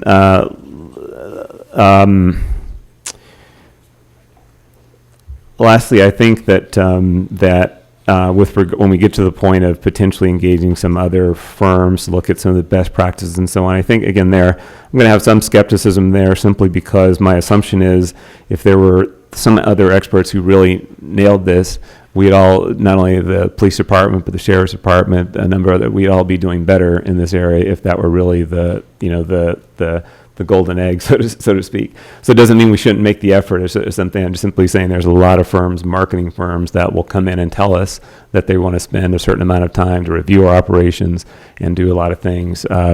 And we might just find that we'll get a nice report that may or may not really be actionable or may not be impactful for what we want to do. So with that's one key point. And the other is I want to make sure that we are realistic and sober and clear with ourselves, but also with the city, entire power structure of the city, that there's some other things that need to be done in order to help achieve these goals. So Commissioners, I met with Miss Macy, the General Manager of Personnel, and the AGM with this very group that you have before you today just 2 weeks ago, and discussed candidly our desires, not just in our marketing and outreach and recruitment, but in the process improvement, including barriers, or what we see as barriers that's interfering not just in the processing of individuals and the timeliness of that, but also qualifications, what constitutes a qualified candidate. The multiple question test, as an example, is something that we have been pursuing, Ms. Decker, when you may recall, when in former position as Deputy Mayor of Homeland Security and Public Safety. This was an issue relative to the narrative portion of the essay, its time, its subjectivity, whether or not it was truly needed as a qualifying entrant point for all applicants. And today, I'm happy to see this multiple test questionnaire be used as a replacement, but we're challenging that other agencies use 2 years of college or 60 units as a passing point rather than requiring the candidate to go through the multiple tests, multiple questionnaires tests, and that we're challenging such instances of these requirements as impediments to us reaching and achieving better recruitment of results. I'm happy to say that the relationship between the personnel department, its general manager, myself, and the individuals working on this is very good. It's open, it's responsive. We are currently also looking at the polygraph exam and its impact and what it provides and what it doesn't provide.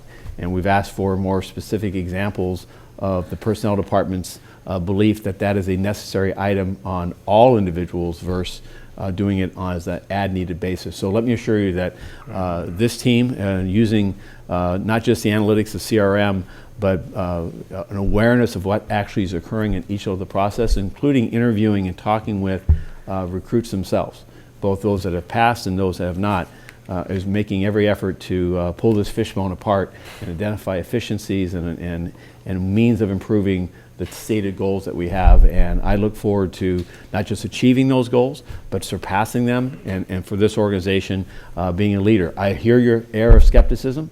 Our team has it as well as to whether or not how much marketing can actually achieve, but we've got to go out there. This is different this year. What's different is that those levers or those avenues have not been open to us before. They've been on life support, and so we need to exploit this, see what we can learn this next year, and determine. For instance, yesterday in this presentation, in advance of this, there was a question of billboards. Well, why aren't we using billboards as a marketing effort? And in years past, there's been billboard groups and so forth that have volunteered to post billboards. And what our team is finding with successful applicants, qualified individuals, is that billboards are not what draws them into a job prospect. However, we also know that, for instance, in our investment with the Los Angeles Sentinel and our presence in churches throughout particularly South Los Angeles, that we're also trying to influence family members and parents and uncles and others that have a son or daughter or a young person that's in a teenager, early 20s or mid 30s, that would find this profession attractive. So that's a secondary investment of recruitment efforts and engagement. And each of these are, I think, part of the ambition. I'm proud of this group because their ambition is to continue to try to find new ways.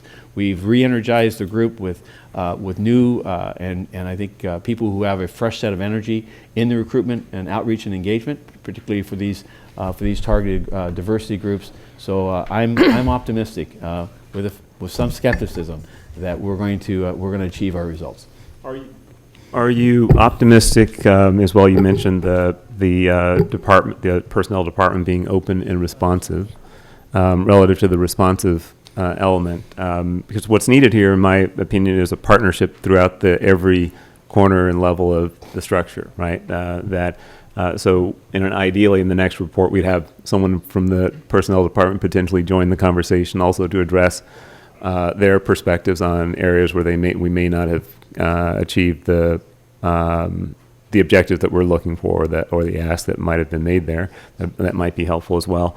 But I'm focusing on this because of the multifaceted nature of the process that goes, I think, beyond the collective will and interest of the people in this room. Mm-hmm. And so I just want to make sure that there's full sharing of the objectives, but also the accountability for how far we're getting in achieving those objectives as well. So I just make that point. Lastly, if you mentioned some of the successes. I don't recall from some of the discussions we've had before if we've seen and if it's even possible to bring forward information relative to what has been successful over, say, the last 5 years. So if we look at every African American recruit that's come through the process, and say the last 5 years, what do we know about? And my guess is, some cases it's been some direct effort that has come from the department. In many cases, it's been something that no one here can or should by any way take any credit for. So what do we know really about the people who are here, like what brought them here in the first place? You might even comment on your own personal experience if you care to. Sure. Yeah, I think that probably the biggest area we've had success in is working with our local churches. Right now, we're working with 13 of African American churches in the Southern California, Los Angeles area. We do a lot of engagement. For example, this last Sunday, we were at Fame. We're at Fame Church, and we did a presentation there for 2 services, and we got some good participation from the congregation, asking a lot of questions and getting involved. As the chief mentioned earlier, we've done some outreach with the HBCUs. Excuse me, mind you, so what I'm asking is not necessarily for further explanation of the efforts that have been made. And what I'm asking for is information about, if we interviewed or if we captured information, if we looked at every African American that's pinned on a badge in the last 5 years, what do we know about what it is that brought them here? That's what I'm asking is do we have that kind of information, or can we get it in some way? So we can most certainly get that. I don't know that I have something specific to say right now regarding what they've Yeah, done. no, I appreciate that. That's what I'm saying. I think it'd be helpful for us to look at some real situations, right? Sure. To look at where we have been successful. Obviously, the fact that somebody's here suggests that there was some success. So I'd say let's also make that effort to look at both with regard to African American and women, like what's been successful and where the lion's share of candidates really come from in the last several years, both in the case maybe of what's been successful and maybe what hasn't been successful. But let's start looking at some data there. Did you care to comment on? I mean, I don't know. I can't count the number of bars on your sleeve from here, but you've got some experience here. Just from personal experience, do you care to comment on what it was that attracted you to the department in your particular case? I find that a lot of people in the community, it's something that they want to do. A lot of people grow up I grew up in the city. Many people that work in my recruitment division that are recruiters actually grew up in the city. They have a love for the city. They have a love for the police department, but they just find that because of the historical past, that's been an inhibitor for them to move forward and have people come onto the job. For me personally, something that I've always thought about, something that I wanted to do. I initially started in a different direction, but I was always kind of pulled back towards this. I can recall I worked in a bank, and I remember I had a friend of mine that I grew up with that came into the bank, and he was in his uniform, and I was so proud to see that person, African American that I grew up with, that was actually a police officer. And based on that type of influence, that encouraged me to move forward and change careers and go into the police department. I can tell you my story is told over many, many times with something very similar, where something that, they grew up, had respect for the police department, and just felt a need and a draw to come onto this department. When was that? I mean, again, I'm trying to do the math here, but when was that? I came out in 1991. 91. So part of the point of that, from my perspective, is a lot of things happening in the city around that time. Yes. And including, with and through the department, and many of the same challenges that are faced today in terms of the branding, the reputation, the concerns in the community have been part of the legacy that we've managed over time, and yet in some cases we've been successful in nonetheless recruiting people from all parts of the city. So I'm just making that point as well, that as challenging, it's a different set of dynamics leading to where we are today, and that are no less difficult, but I think there's still opportunities to make headways beyond what we've achieved so far. If I can say, I totally understand where you're coming from. I can appreciate that. My family, as many other African American families, came from the South, like during the 40s. They came through the Great Migration. They were dealt with some challenges here with the city, with the police department. I think a lot of those historical feelings are carried over from one generation to the next. But with that said, even I can say with my family, even though they came at that time, there was never any negative thoughts or feelings regarding me coming into the department. Actually, they were very supportive, and I find that's very true in many communities, in the African American community, in many families there. I think one of the objectives for us is to be able to share the opportunities and the availability of being a police officer with these people that perhaps have not had the exposure that I got or others got, or able to see it in that light. Thank you. Thank you very much. Thank you for sharing. Thank you.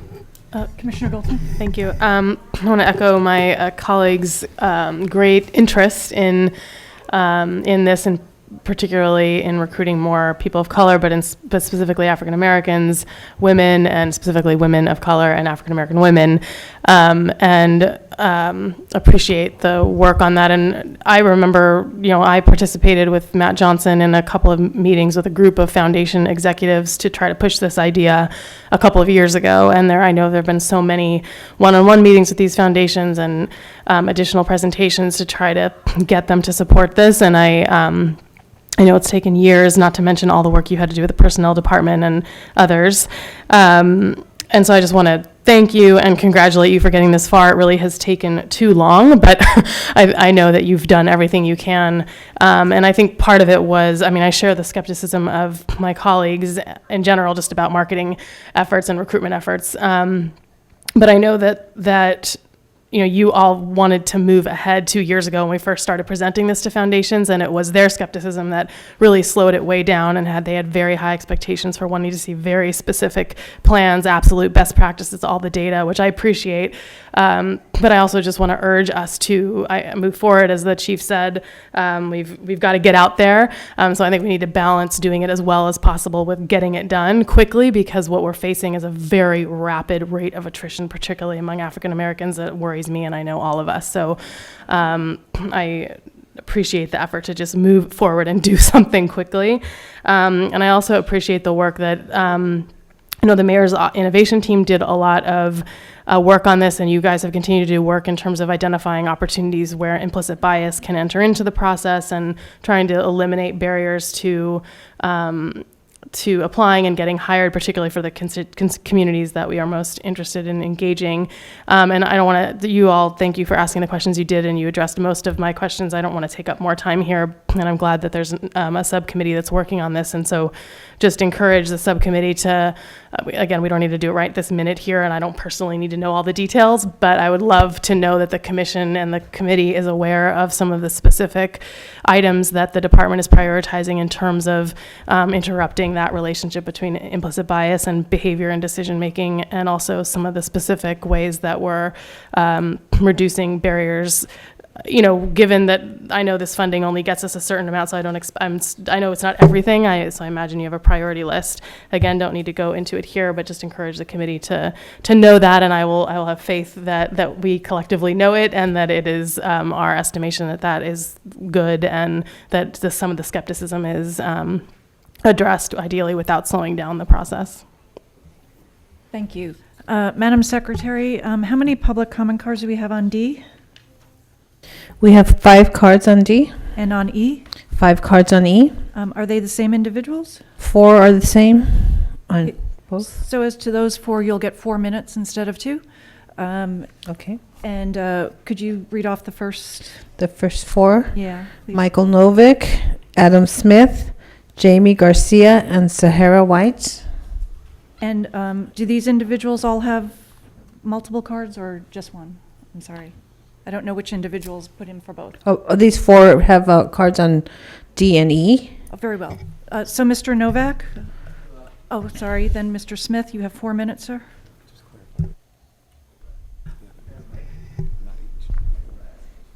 Right. 4 minutes. I'm told I should clarify, sir. 4 minutes to respond to both together.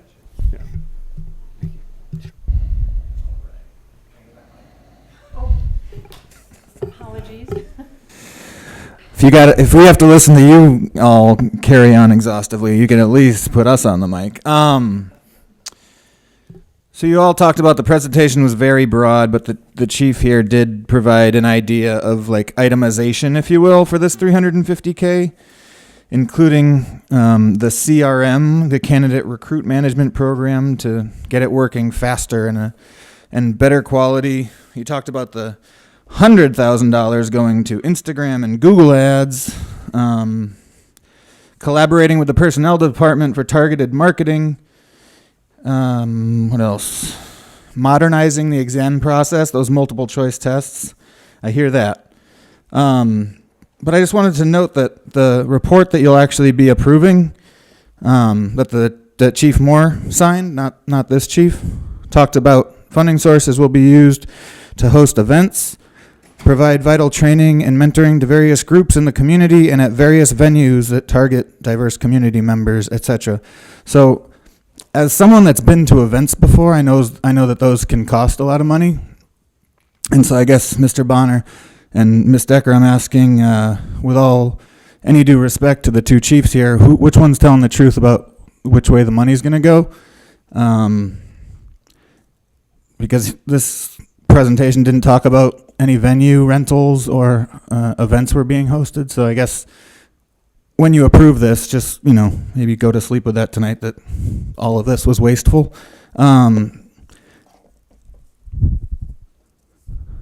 I wouldn't speak for any community that you're trying to recruit, because I'm thankfully never going to be in that community.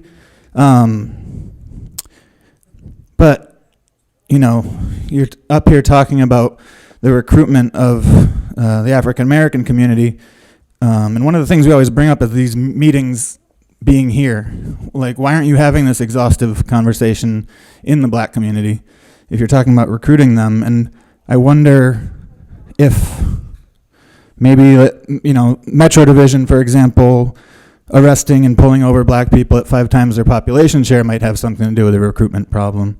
Or that, gentrification in general and the black community making up 5 times their population share of the unhoused community. The captain here talked about historical past, but those are very present things.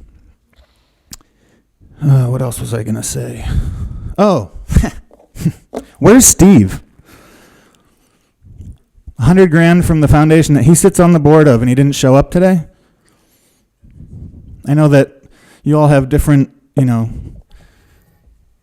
ideas of what your role here might be, but I'm wondering, is that,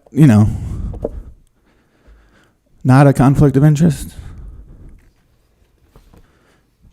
And, no one sits on the board of the Balmer Group, but we're talking about a group that gives hundreds of thousands of dollars towards the community safety partnerships. And now you're talking about going into those communities and using more money from this foundation to recruit black and other folks of color. I mean,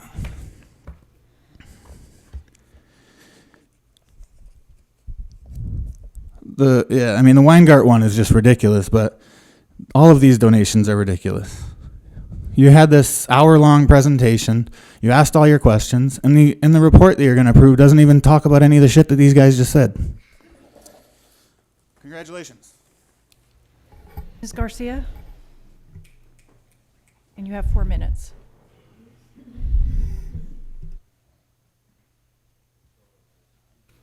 So, I have to second that this is pretty interesting to get 4 minutes, because often we have to rush through everything we want to say. But I want to address something that Shane Goldsmith kind of, in some ways insulted and put us down about being abolitionists. And, when we speak about modern day abolition, we do speak about not wanting the police in our communities. And we are not ridiculous in the sense of thinking this is something that's going to happen overnight. This is kind of goes back to my previous comments about how police departments are infiltrating every component of our lives and sucking resources from our communities. And I think, because the way that, militarized individuals think about social control, which is what they talk about, is through violence. There is no other form, anything else they represent, because what they represent are machine guns, are guns, which they have right here, tasers. These are the ways that they deal with the community, right? And Adam also spoke about stories, right? Because behind every violent person that you want to categorize. And the words that LAPD often throws around to talk about people of color, black people especially, is gang, right? Gang, gang, gang. As if these are not people with histories. As if these are not people that have experienced various forms of class, race, gender discrimination. If these are not the forgotten people, right, that could have used the social worker, the nurse, the counselor, the physical educator, the public health person, the community interventions, the researchers, the writers, the artists that would change the way this world is, right? Would actually change it. And all they need is that love and attention, but not this kind of violence, right? But now we're talking about this kind of misperception of the community and how they see LAPD. But I also wonder, do they want to be a part of a liability? A part of a failed system that not just once failed, but fails repeatedly, right? Because we cannot have amnesia, and we cannot forget about generational traumas that exist that again incorporate race, class, and gender, and the poverty of lack of what we need to be successful, what we need to actualize ourselves, right? So this is not a perception problem, this is a reality. Rampart scandal, the consent decree. Now we're getting into the failures of data-driven policing. I don't need, my anger and my frustrations come from the constant need to expose to you all and to educate you all on what is going on, because you don't know. You don't know what is happening. And that is obvious because, again, when we look at laser, they're just putting people's names on lists. They're just whoever they want to target. Because these are just gang members, right? Because that's the way we dehumanize people, and we allow for violence to come in and to control us and to be a part of putting people in cages. They're not jails, they're cages where they die. They die of drug overdoses. They die of this kind of infestation of not only bacterias and, everything that goes from being put into a cage, but yet you want to go into our communities and you want to recruit us and you want to make us have amnesia and think that this is not a failed system. We do not want this violence, and we do not want you making us think that this is not failed, because we know, and it's not a perception problem, it's a reality. So I say, where else could this money go? Where else could it go? You may be militarized people. You may have a penchant for violence and social control and believing that that is the way, but we do not. And Shane Goldsmith, that is what an abolitionist is. We believe in something different, and we will fight for something different, and we will constantly expose this Garcia. failure. Thank you. Madam Secretary, who is the next speaker? I'm sorry. The next speaker for 4 minutes is Sahara White. And then we have Hamid Khan on D and Zach Sherwin on E. Is Sahara White? You want each item? Okay. I'm 'cause sorry. Your card only says the D. first speaker is Shahara White for 4 minutes. Sahara White. Sahara White, I'm sorry. Ms. White? Okay.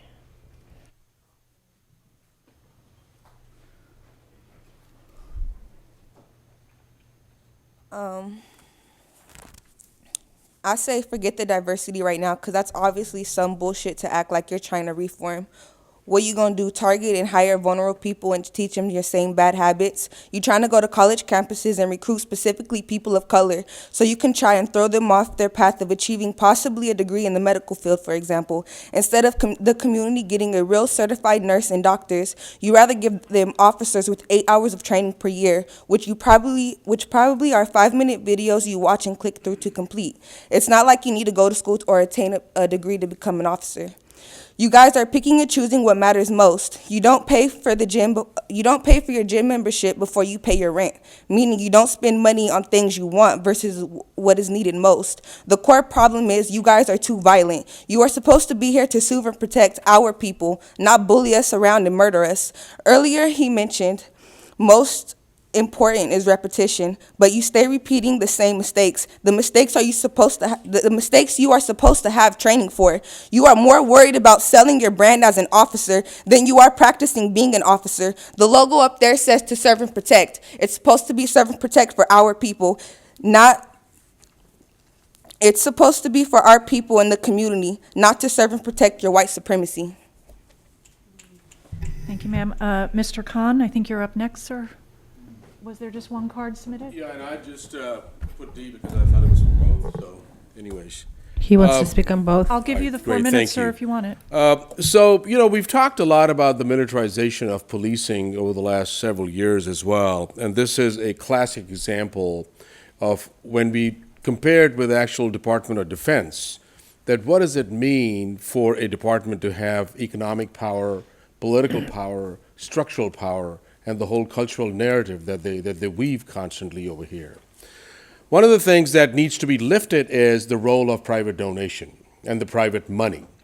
Because if we are to go back in the times of slave patrols, if we have to go back in the times of Jim Crow, if we have to go back in the times of segregation, still all of that continues. If we have to speak about redlining and enforcement of redlining, if we have to speak about the quarantining of Skid Row communities by Pretpol and the hotspots, we're looking at a whole history of private money that controls policing. Private money that controls private property, private money that needs police to protect and serve private property holders. That's the history that we are looking at. So then we bring into this moment, the issue of diversity and diversity tactics, right? Let's look at diversity tactics. Baltimore PD is one of the most diverse and has one of the largest, African-American police force in the country. Let's look at the history of Baltimore PD. Let's look at LAPD. When you look at the population breakdown of the city of Los Angeles, the LAPD generally reflects, the population breakdown as well. But when you look at the work that they are doing, when they look at the murders, the violence, the conspiracies, the corruption, that's what it is. Because as the old saying goes, it's not the white or the black cop, it's the blue cop. It's the institutional prerogatives. It's the uniform that represents the corruption and violence of a department. So when they talk about diversity, when they talk about people of color, and students have spoken very eloquently about how recruiting young people, if it's, yes, there are people. I grew up in Pakistan. The only track that people have, who don't have money, who come as peasants or farmers, either you go into the military or you go to the police or you serve the state. So I have family members who are cops as well. And it is very clear that they state that we check our humanity at the door because we are at the service of the executive. And the executive is who controls the money over here. So they're at the service of property holder and money. So when we look at these things, rather than this whole priorities, earlier we had a conversation not even having private space for people for their intakes at holding tanks. Not even having private space. We've all experienced it. We've sat down on benches, under handcuffs and just in chains. Just these are personal experiences. It's humiliating. But here we are constantly expanding, and that's why I brought in the militarization of policing, that this country has been at war for 238 years. There's never been a single year that the US of A has not been at war. So this is the whole militarization of policing, of waging war on the people, that who is in control, who's representing what interest, and ultimately it comes to private property. Shane Gold is the president of Liberty Hill Foundation. The sheer conflict of interest is palpable as well. When we look at it, on one hand, on one side of the mouth, speaking about social justice, on the other side of the mouth, speaking about and presiding over this mass violence and corrupt institution, rather than spending the resources and opening up the way that we are being marked, the way we are being tracked, the way we are being impacted, the way we are being stalked, the way we are being killed, the way we are being humiliated, the way we are being verbally abused, the way the taunts happen, the trauma that happens. It is about adding more people to the roles. So that's where our fight is, and that's why we come here every week, to expose this bullshit and expose this violence. Thank you, sir. Madam Secretary, the last person, I'm sorry, I didn't get Zach Sherwin. Mr. Sherwin. I'd also love 4 minutes, though I probably won't use all of it. In fairness, I'll give it to you, sir. Thank you.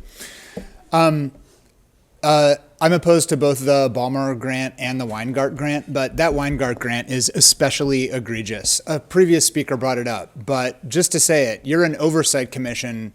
The president of your oversight commission is on the board of directors of a foundation that's going to give $100,000 to the cops. Now, he's on record as saying he's not impartial, that he's like, biased towards, there's that interview that's out there with Steve. If you haven't read it, it's an eye-opener. But, or maybe it isn't to you.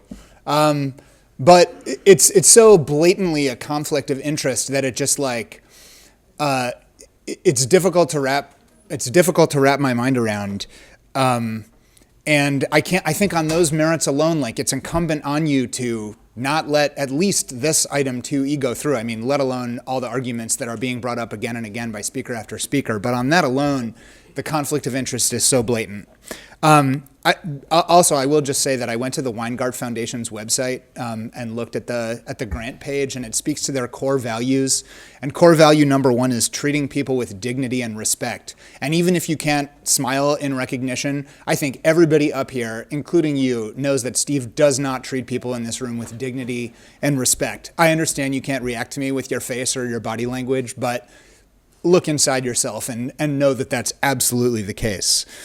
Commissioners, all of you are saying the hiring goals are too modest, they're too low, you're skeptical. That skepticism is actionable. Don't pass these items through. Reject these, especially when you ask for clarification and explication and you don't get meaningful responses. I'm smart and I listened hard to what this man was saying, Ms. Decker, when you were asking for clarification, and it was gibberish. I mean, he's throwing buzzwords at you and like social media tech speak at you and not engaging with your concerns in a meaningful way. I listened as closely as I could because I was keyed into the moment, and it's incomprehensible. And when you expressed your skepticism about hiring goals to the chief, his response boiled down to, you may be skeptical, but I'm optimistic. Well, you aren't optimistic. You're skeptical. So where does that leave you? But you're the one who's got the power to act on that skepticism in this room right now. So I urge you to do so.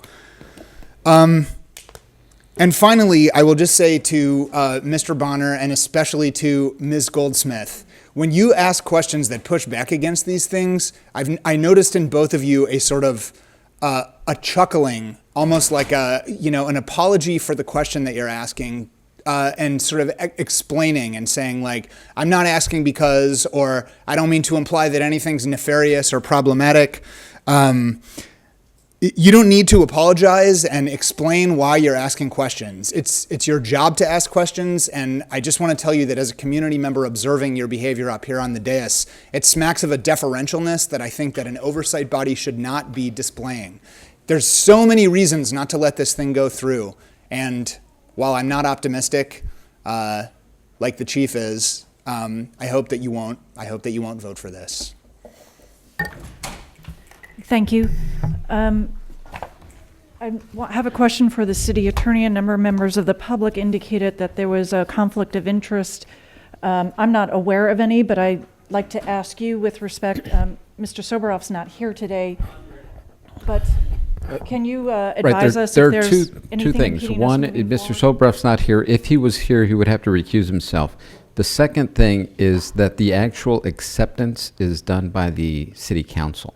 So they will have this matter before them, and they can discuss, and Mr. Sobroff obviously is not on that body, but it would be the city council that would accept this donation. We're just proceeding to send it You to are the city accepting, council. my understanding, with the We're recommendation. receiving and transmitting. You're receiving the report and transmitting it because you don't have the jurisdiction for the amount to accept this high of an amount. Excuse me, Mr. Smith, I asked you in the past, please not shout out. I'm following up on questions that you all presented. So my understanding, there's no conflict at this point for the commission that we can proceed ahead with the action indicated on the agenda. The board may act on this matter, yes. All right, thank you.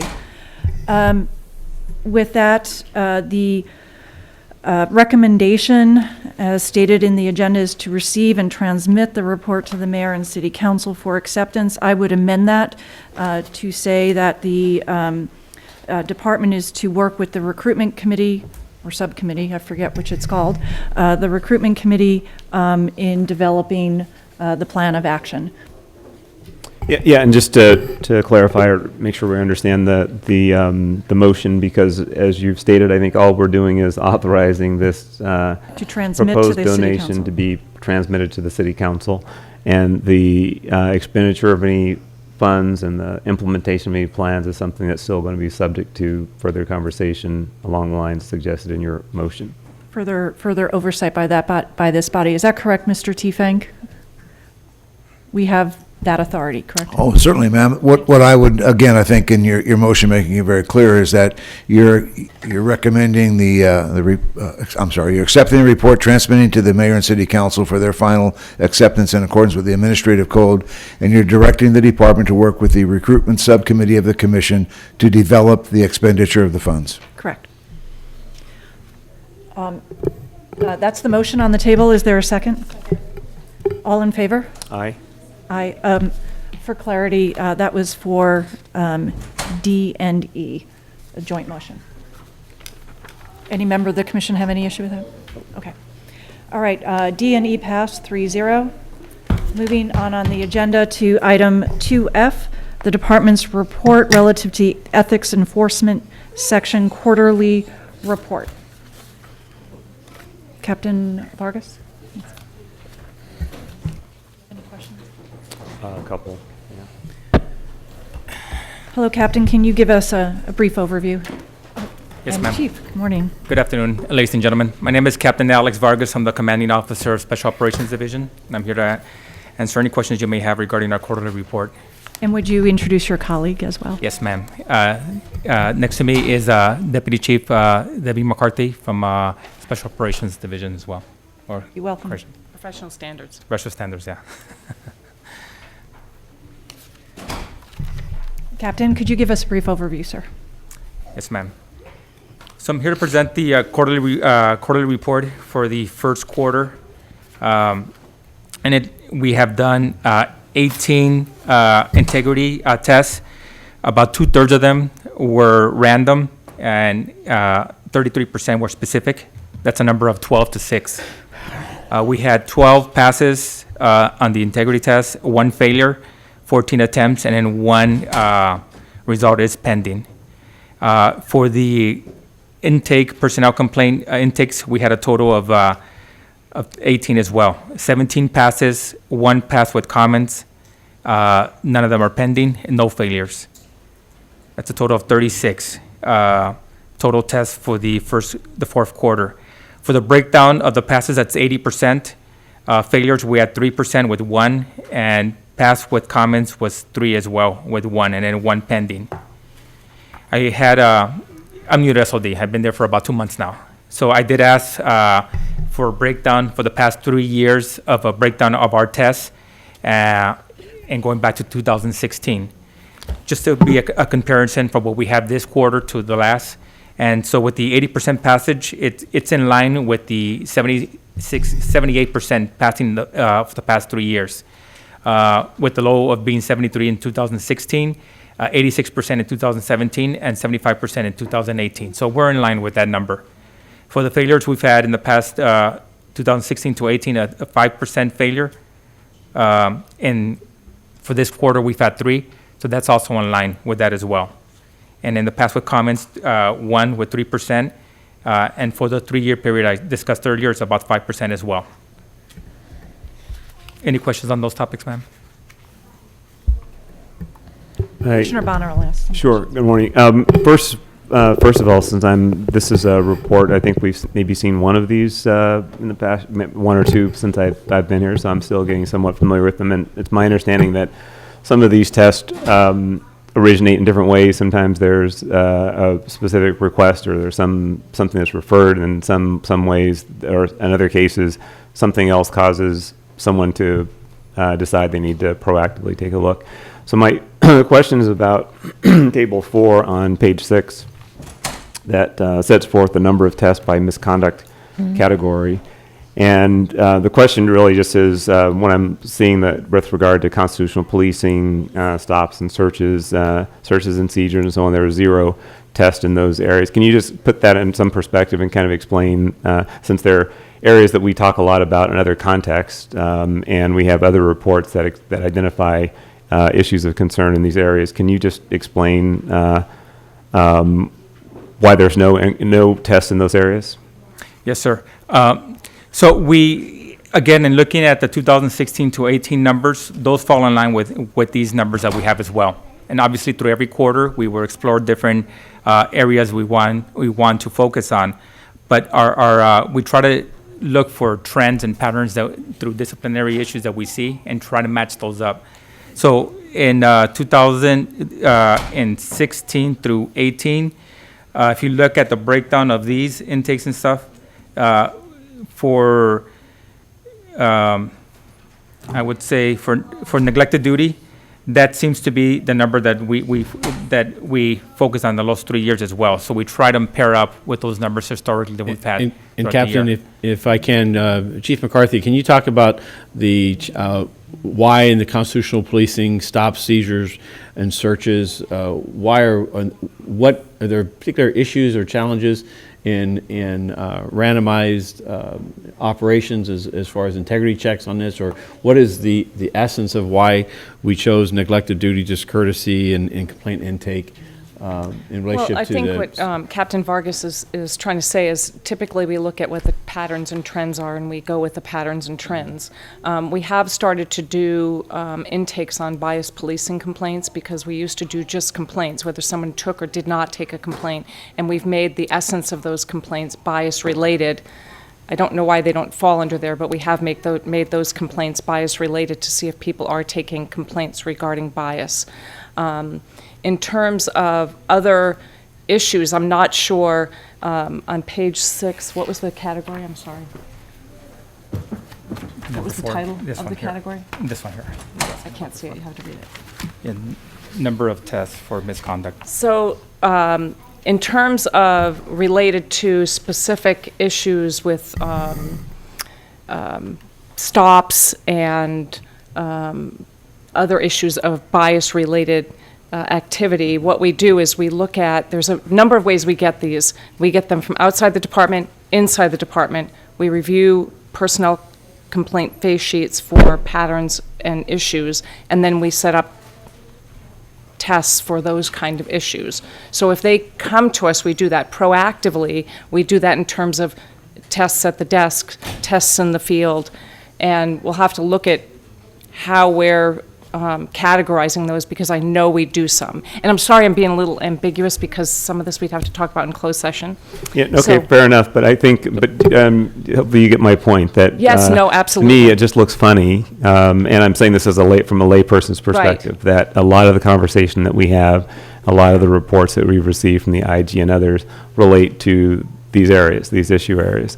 So that's why it seems hard for me to understand why there's no test in these areas that come through your process. There may be some logical reason for that, but that's what I'm still searching for. There actually are some, so I'm not sure if it's the way they're categorizing them, because I know that I've directed some that have happened. We need to go back at this and look at this. Absolutely, because we'll I take think a look at it. the aspect of discourtesy, the complaint intake process, I think you deserve a better answer in the sense of stop, seizures, and searches related to constitutional policing, procedural justice. Those are things that I'd like to go back and look at this and see if we have a categorization issue here, or if there are actual inspections that we should be conducting. Well, based on some of the ones we've conducted, it seems like some of them may have fallen under other categories. So under like neglect, or like I said, we very specifically go after bias policing in terms of intake. So we just have to look at making sure that they're categorized properly, because I'm aware of some we have done. Yeah, we've done 6 in the past. The first quarter, we did 6 bias policing complaint intakes, and I think what it is they fall into the category of the complaints on neglected duties for not taking the complaints. So we can make sure that those are captured in both ways, so it's clearer.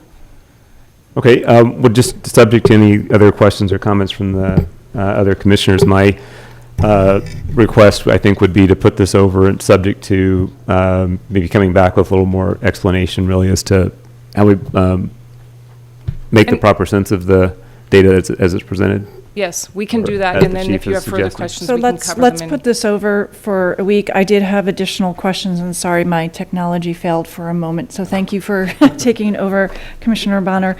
I did have questions on the integrity tests as well, so if we could do this next week and get a more in-depth explanation, excuse me, do we? I just want to ask the department, can you come back in a week? Yes. Yes. Okay. So we can get a more detailed explanation. Right, and if there's something specific you want, but like I said, if we go into detail about the tests, we would ask that we do that in closed session.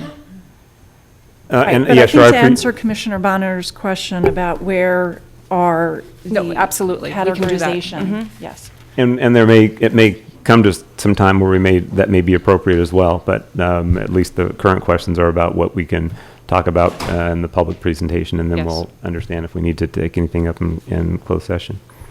Is there any objection from the commissioners putting this over 1 week? Well, then, let me ask Madam Secretary, are there public comment cards we can take now? We have one. We have Hamid Khan. Mr. Khan? Yeah, I know you're gonna come back in a week, but I was surprised that there's an old saying that the fish rots from the head down, that there was no test conducted for captains and above. So captains, commanders, deputy chief, and of course the chief and the assistant chief. So, when we have, and just a couple months ago, one of the reports you referred to, the laser report, stating that the commanders were telling people to manufacture basically reasonable suspicion to stop people. So, this is something very critical, that how come the commanders do they have a rank immunity from these ethics tests? I mean, that's a question. Because it's just once you make captain, you are free to operate anywhere, because there was zero tests conducted for captains, commanders, deputy chief. So I don't know what that game is all about, but if it's going to come back in a week, we would like to see that explanation, that why those tests are not conducted. Yeah. Khan, that was it for public comment on this item? Yes, ma'am. All right. Thank you. We'll see you next week. With respect to item 2G, which is next on the agenda, Chief Peters? Do you need a motion? And this is the issue relative to home garaging authorities for vehicles. Sir? Yes, Commissioner, good afternoon. John Peters, Director of the Office of Support Services. I'm joined here by Sergeant Susan Michaels from Administrative Services Bureau. The report is pretty straightforward, so I'm not going to repeat a lot of the information, Commissioner. I think that what it will draw your attention to is we are asking for the approval of 1,082 home garaging authorities, and looking at a 3-year analysis, and we have lowered that number since fiscal year 2017-18. We were at 1,146. 18-19 we were at 1,110, and we have scrutinized the list even further. This year we're looking at 1,082. As the report lays out, there's 139 that are MOU mandated, another 287 reference motorcycles, and then the reviewable ones are the ones that are the bulk of them, the 656. In that review this year, we had 36 new requests. The board approved 11, we denied 25, as well as we revoked 39 of the existing home garaging authorities that were there. So that's where we end up with the 1,082 and requesting that for this year. Chief, is it the reviewable 655 or 656? The report said 655. I just want to be sure we have that right. Yeah, it's 650. There was a typographical error at 656. Yes. 656, all right, thank you. And can you explain, Chief, for the reviewable ones, what is the process that is? Yeah, so there's basically three broad categories that we look at. One has to do with the tactical response, so those entities that require a tactical response to an unanticipated or unusual occurrence. The second thing is those positions that where folks have an investigative responsibility and their investigative response to ongoing operational and technical support incidents. And then finally, the management response to emergency call-outs and off-hours inspections and overseeing these types of situations that occur. And just so I'm clear, the expectation is individuals who have these vehicles are expected to respond to incidents 24/7. That's correct, yes. All right, very good. Do you have questions? Commissioner, do you have questions? Public comment on this item, Madam Secretary? We have none. Is there a motion then? A motion to approve the department's report. It was made by Commissioner Goldsmith, seconded by Commissioner Bonner. All in favor? Aye. All opposed? 3-0. Thank you. Thank you, Chief. Item 2H, relative to the request of a payment for an award. Captain Brockway?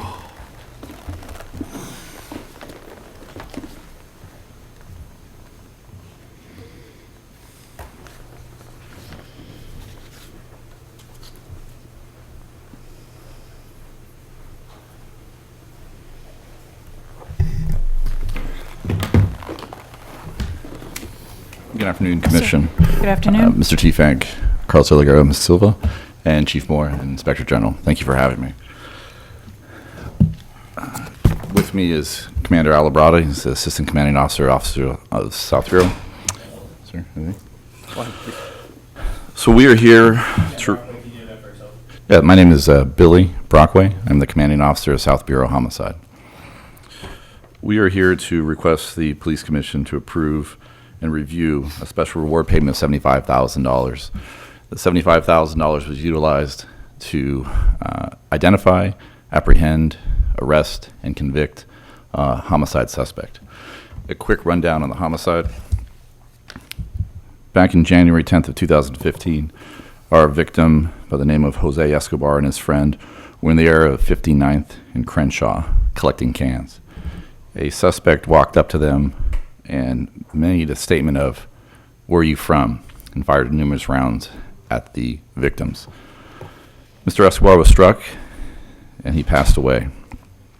Our detectives exhausted all leads in the first 4 months and requested special funds from Council District 8 of $75,000 and to do a press conference to try to get new witnesses to come forward to help identify our suspect. On June 12, 2015, the reward was submitted to Council District 8. On September 8th actually, we did a press conference, and within one day, our witness came forward and identified our suspect.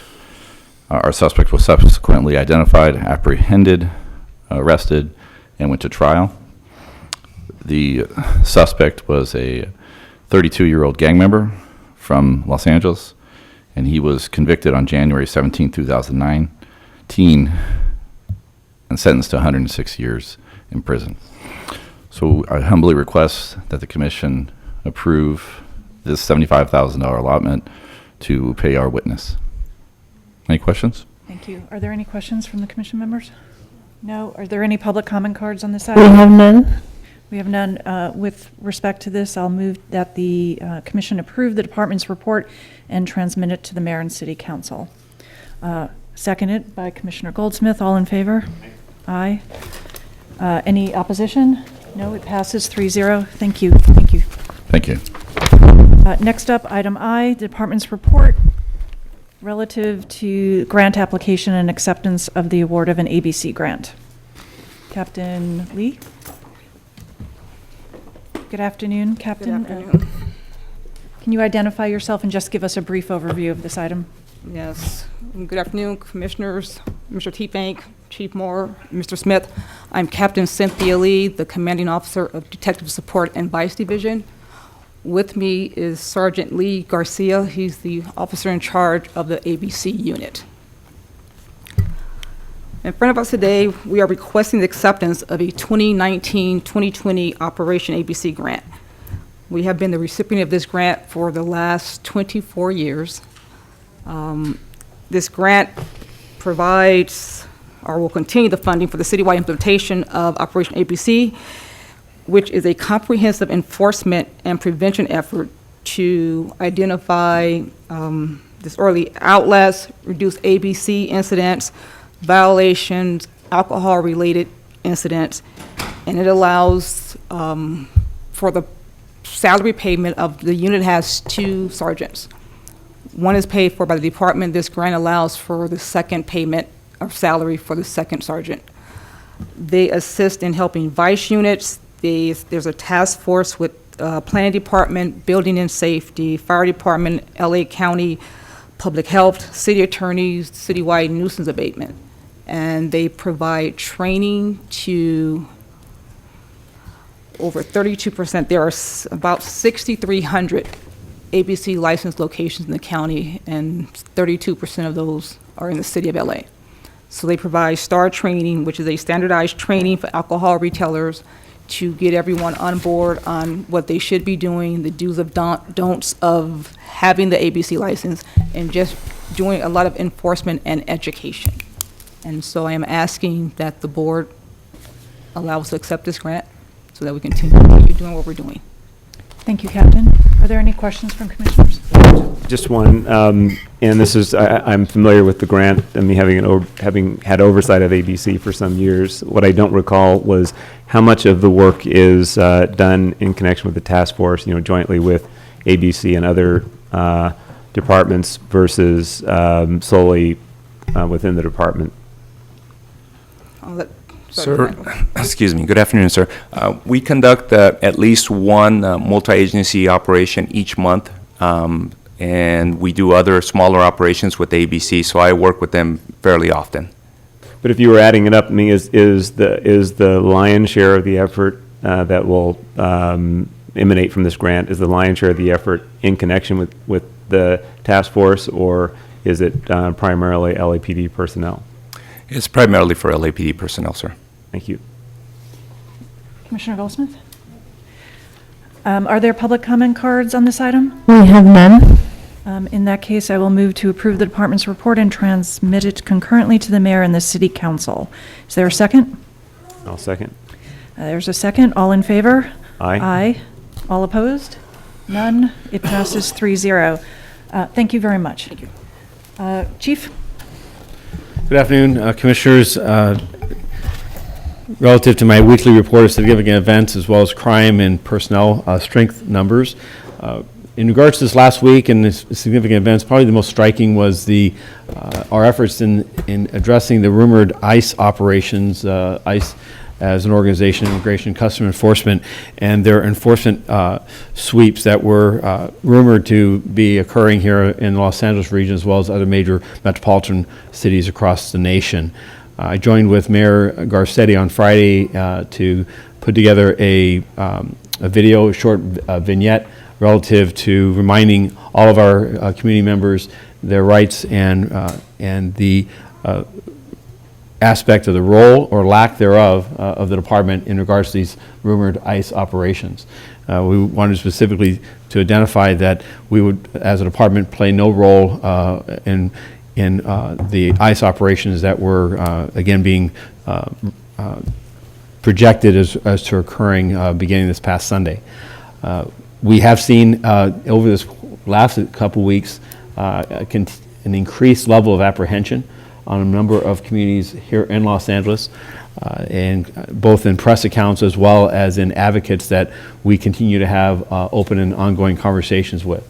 We look forward to continuing to try to quell concerns and certainly identify clearly that the LAPD needs and depends on the active involvement of all of our community members, and that we will play no role in this civil immigration enforcement initiative that's been discussed, and also identify that we are that in that ongoing effort that engagement is that an officer coming in contact with anyone in our communities that they you should not fear us, that our role there is to help and support them. Secondly, this last week, with the direction of Mayor Lightfoot from the City of Chicago, a contingent of city officials as well as community groups, including gang interventionists and members of the Chicago Police Department, visited the department over a 3-day period of time to observe how department operations go, to the efforts of violent crime reduction, particularly shooting violence, to look at and examine our CompStat process, the means in which we go about our internal audits, our management processes relative to what we've learned from our experience with the going through the consent decree. And lastly, seeing our gang reduction youth intervention efforts that both championed by the mayor's office and administered, as well as our engagement as a police department, embracing those intervention and prevention efforts in our ongoing efforts to reduce gang violence in our communities. It was a good exchange. It's one that I believe that as those men and women left to go back home, we benefited from as much as they did, as we exchanged ideas and our collective commitment to improve the safety of our respective neighborhoods. I also was out and about with in the community on a couple different meetings, including the Porter Ranch Neighborhood Council meeting, as well as took some time and met with the U.S. Attorney Nick Hanna to talk about priorities involving the U.S. Attorney's Office, particularly towards human trafficking, gun violence, and efforts that he can do to help support us for those that are involved in domestic violence as offenders that have previous convictions and are continuing in their violence, particularly armed with firearms. And additionally, on Sunday, met with and was encouraged by a group of chief and senior executives from throughout California and the western United States at Claremont University to talk about local challenges and the national context of policing. I sat with a panel of other law enforcement executives and spent a couple hours with these up-and-coming senior executives as well as chief officers, again, as we share and explore best practices, what's working, what our challenges are, what we see as opportunities for the future as we go about our work to improve the safety and trust of the communities in which we serve. This past week, we had one categorical involving an in-custody death that I'm going to briefly talk about, as well as yesterday responded to an officer-involved shooting that involved uniformed LA school police officers. And in our relationship with the LA Unified School District Police Department, we conduct both the administrative and criminal investigations of any of their categorical in those categorical uses of force. First, relative to an in-custody death that occurred on the 14th of July at approximately 5 o'clock in the evening at the Metropolitan Jail here in downtown.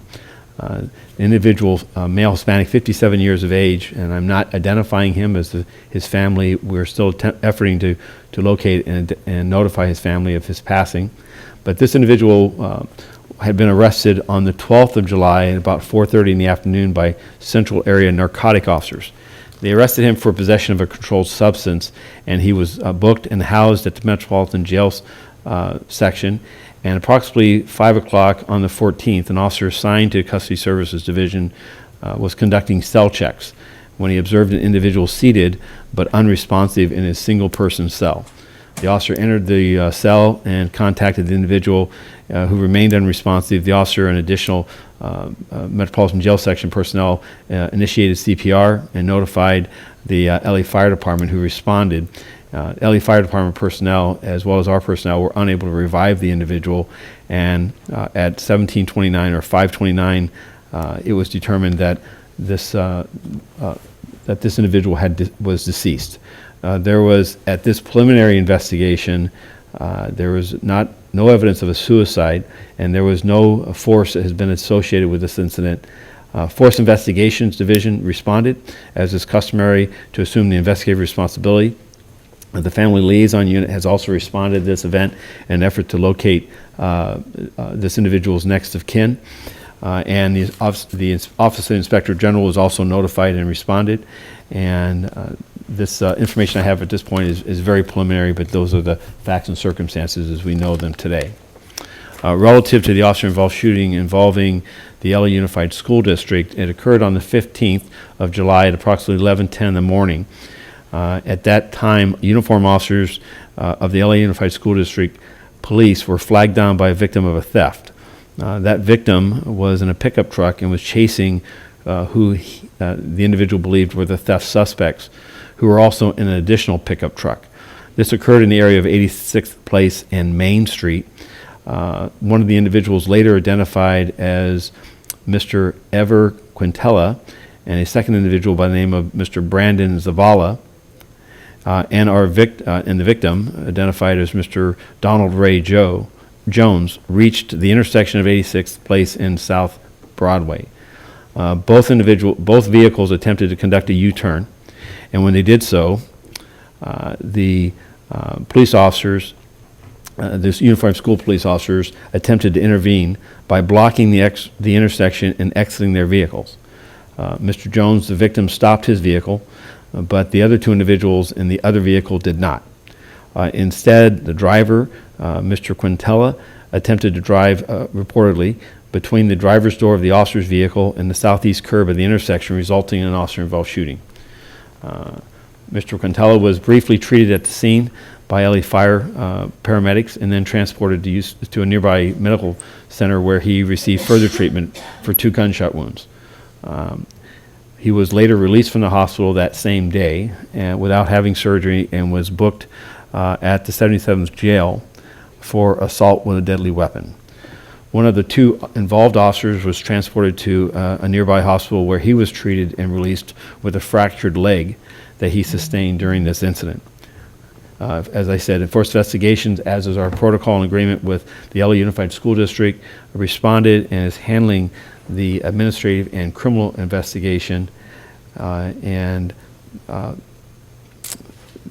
that upon completion of that investigation, the evaluation of that use of force is a matter before the board of the school district and not the jurisdiction of this panel. Let me move over to our crime. In Part 1 crime, we continue to see a reduction in overall crime this year of 6.9%, which is an improvement from last week. That's 4,755 fewer Part 1 crimes.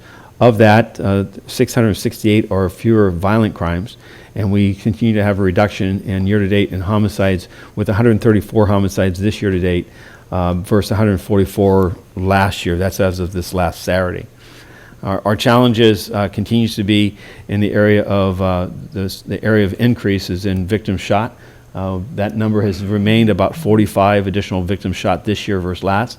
So again, as I reported the last time I spoke about this, that surge that we saw, the spat in April and earlier in March, has really abated, and we're now somewhat on scale with what we have seen earlier.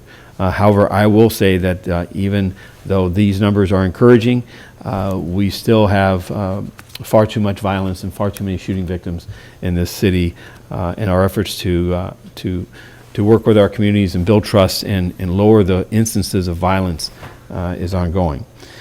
I report each week about officer-involved shootings, and I will do so again. Year to date, we have 13 officer-involved shootings. That's 12 involving a hit or the officer's round striking an individual, and 1 non-hit. Our numbers last year at this point was 20 officer-involved shootings, and our fatalities this year are 6, and last year that number was 9. In looking at our 4-year average, the number of officer-involved shootings at this point would be just under 25. So we continue to see a decrease in the overall percentages involving officer-involved shootings. Regarding traffic collisions, we're effectively even on our serious injuries and death-related traffic collisions, and we have a motor vehicles versus peds remain effectively flat. 280 serious injuries and death by motor vehicles versus ped this year versus 282 last year. An area we have seen some improvement has been our bicyclist-involved collisions, where we've had 7 fatals this year involving bicyclists and other motors, and last year that number was 10.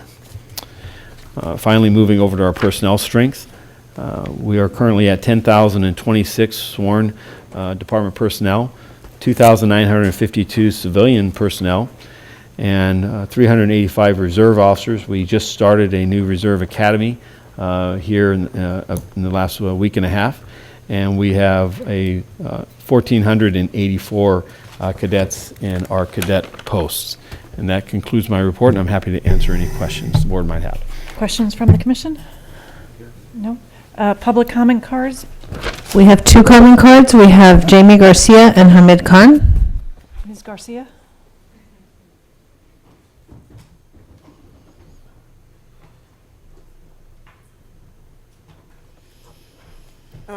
So my comment is just, I guess, bookkeeping for the coalition and just getting some stuff moved. Moore spoke about ComStat and the analysis and, policies and review of ComStat. I just wanted to send out a reminder that we have an outstanding public records request from November of 2018. And we're receiving a plethora of maps, a plethora of mission sheets, which will all soon be public, which is great because it'll analyze, it'll demonstrate to the community actual targeting of police, the targeting that's happening, the movement of laser zones, the laser zones that stay stagnant over years. But the essence of the PRA is really being ignored, and it's concerning because it makes me wonder, as Leon here has expressed and told me in conversation, which I think also convoluted something on the public records request that we haven't gotten a response to, but stated that there is no policy for the creation of anchor points. That he believed there's no policy, and he believes there's no policy for the creation of laser zones, how that is administered. And which leads me to believe that this is probably true because there was no policy in or whatever policy, the outline of the policy you had for the selection of the chronic offender bulletin was not uniform throughout the departments and pretty much didn't seem to exist, or if it did exist, it was being violated continuously. So I just wanted to remind you that that's what we're looking for. We're looking for how you create the anchor points. We have documentation that demonstrates that they are somehow based on calls for service, but we want the actual policy, and that's written there. And we want the policy that's written on laser zones. But if again, we're going to expose that maybe none existed, I think that, again, that'll be problematic and allow the community to further dive into what the impact of this program truly was. Thank you. Mr. Khan?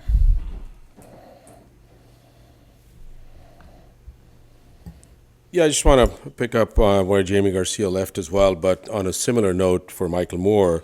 And, his almost, I don't want to say data-driven fetish, but almost this being wedded to this idea of data-driven policing, which continues to be completely discredited. So last week, or a couple of weeks ago, the LA Times did an article on Predpol, and in which they outlined several things, but it was one of the many other assessments and articles, and of course the Stop LAPD Spying Coalition just did a detailed report as well on the complete failure of this system.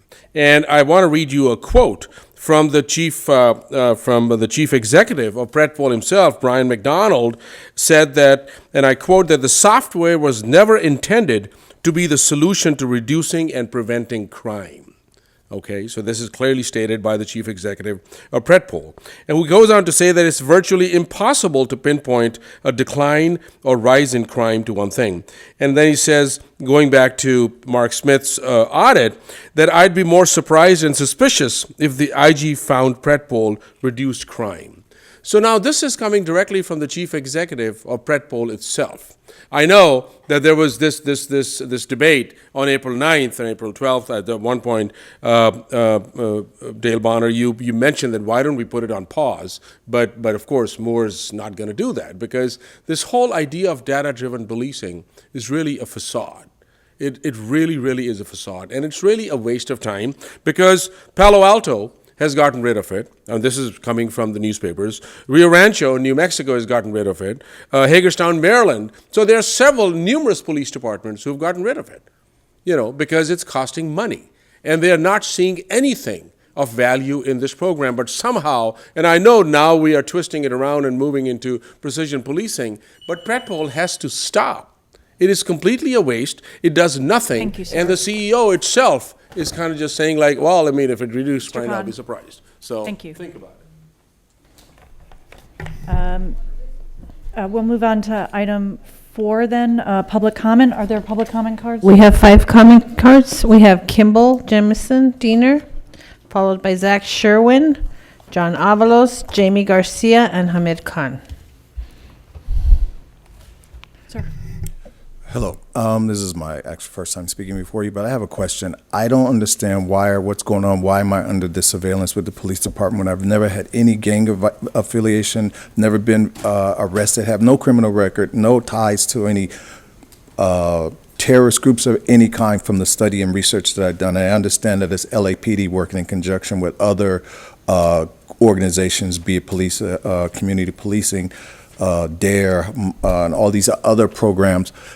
I needed to stop. I've had one failed suicide attempt because of the stress and the anguish that this has put me under, and my family as well. I also have video footage of these things happening, as well as the police helicopters that repeatedly hover the house really low, where you hear the blades cutting through the air for no reason whatsoever. It's a continual harassment that I'm completely fed up with. I have people who will sit out in front of my home. I've had my phones tapped and uncloned. I've had a recently taken my phone to the Apple store where they showed me these codes and showed me how my phone has been cloned. And I understand there's a device that the police department uses called a Stingray, which also allows you to get into a person's telephone and other things that they have. But I needed to stop.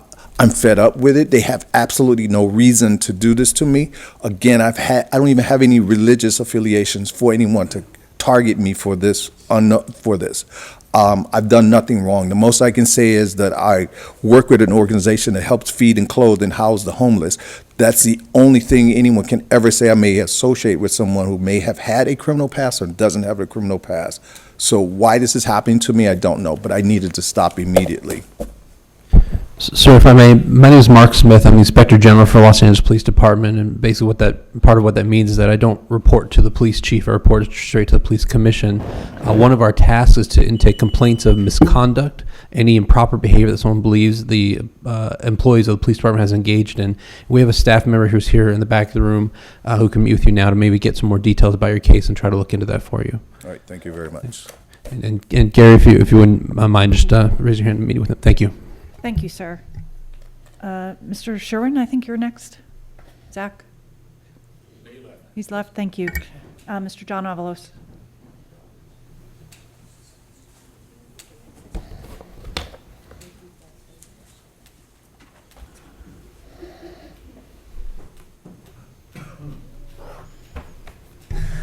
Hi, everybody.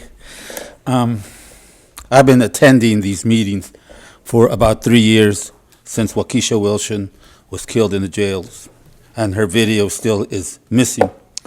I'm starting to compare this commission with the sheriff's oversight. I did go to a meeting one day with the sheriff where he had his person there representing him on stage, and he invited people to come. That was at Garfield High School on Wednesday, and then on Thursday, there's another meeting with the commission. So that was a lot. I've been to a lot of meetings. But I want you to know that the meeting for the sheriff that he developed himself, that was such a insult. There was no place to park at Garfield High. It was in the evening. That's the only good thing. It was at night. So a lot of working class people were there. But, it's embarrassing that you go there, no parking. We had to drive through the barrio for about 2 hours to park. East LA. And it was just a big farce. The sheriff just did not answer any questions and concerns that we had about the police killings. When we left the high school, there's a big mural in front of East LA High School. And guess what? The Chicano community is represented in the mural with a Spanish flamenco dancer. That was such an insult. It talks about the gentrification going on in our community. But let me move on. Oh my God, 11 seconds. I was able to do live video when I went to see the sheriff's oversight. We can do a live video there. Why can I not do live video here? It gets interrupted. Can that be fixed? I've asked you before. Why cannot that be fixed? It's not my phone because I'm able to do it. I was able to do it over there at Thank you, sir. We can Can that be talk with you fixed? offline about that. I don't know the technology. You didn't but- know about this? We can't. Most of Sir, my I got friends cut that off come, several times during this meeting myself. We're not able to do a live. What Right. do you do? There's something Mr. that somebody is keeping Thank us you, from sir. being able to do live video. Thank you. You're Ms. not gonna- Garcia, you're next, please. You're not going to work on that? I said we talked to you offline, sir. Ms. Garcia, and then Mr. Khan.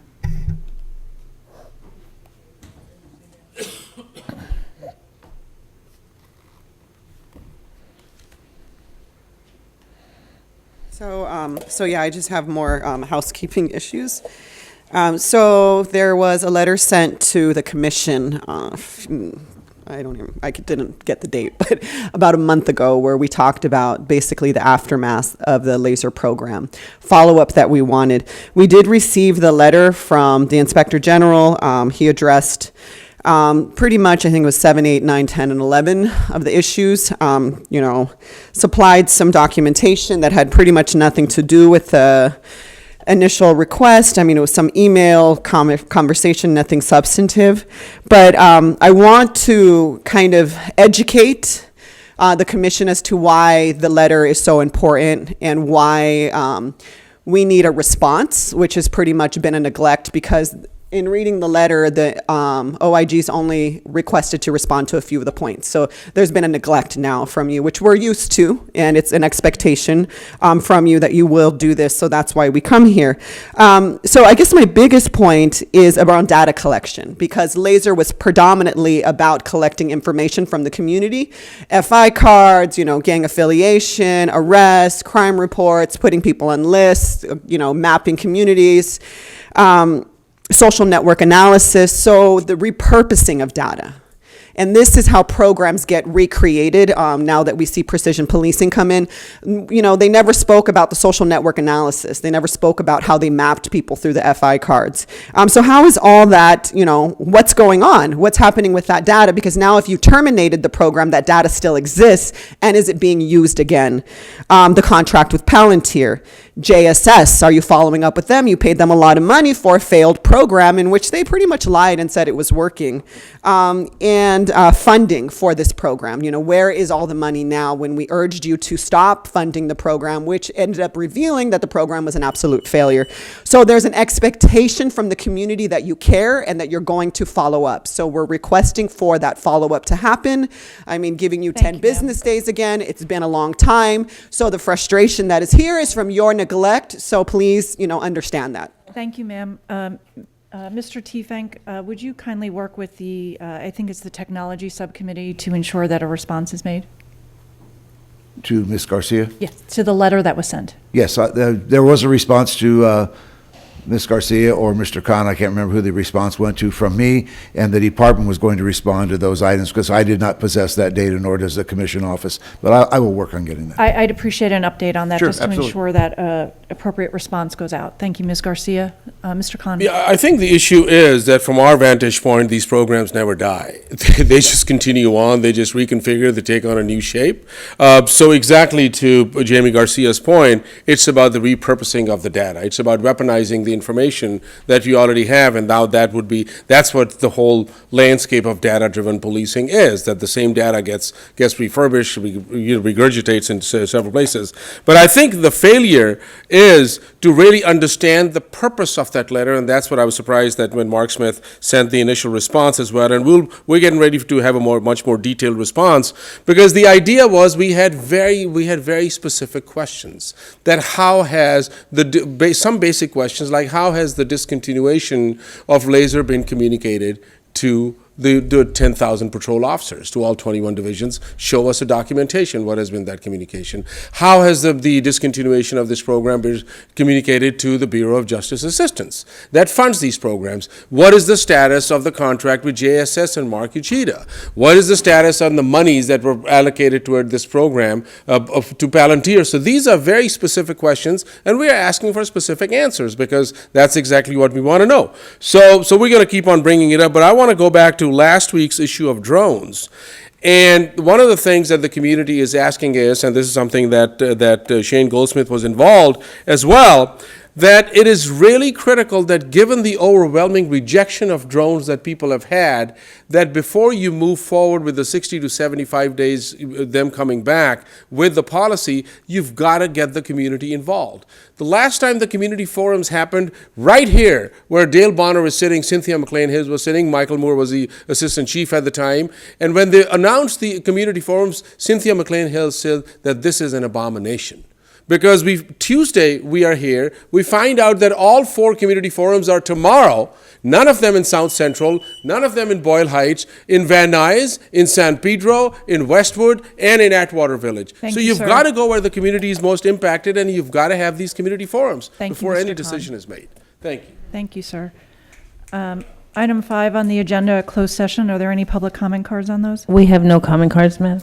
In that case, the commission will move into recess to go into closed session. The Board of Police Commissioners will now recess into closed session to discuss items number 5A1 and 2 in accordance with Government Code 54957.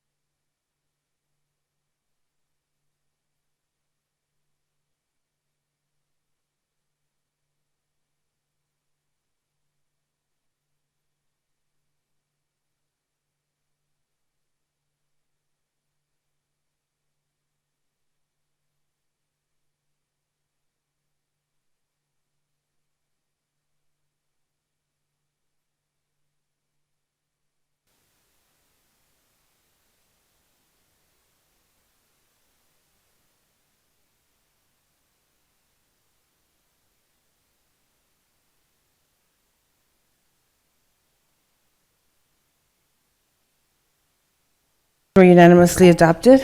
Is there a motion to adjourn, Madam Vice President? And it's moved and seconded. All in favor? Aye. Aye. Thank you. Opposed? 0. 3-0. We stand adjourned. Thank you. All right.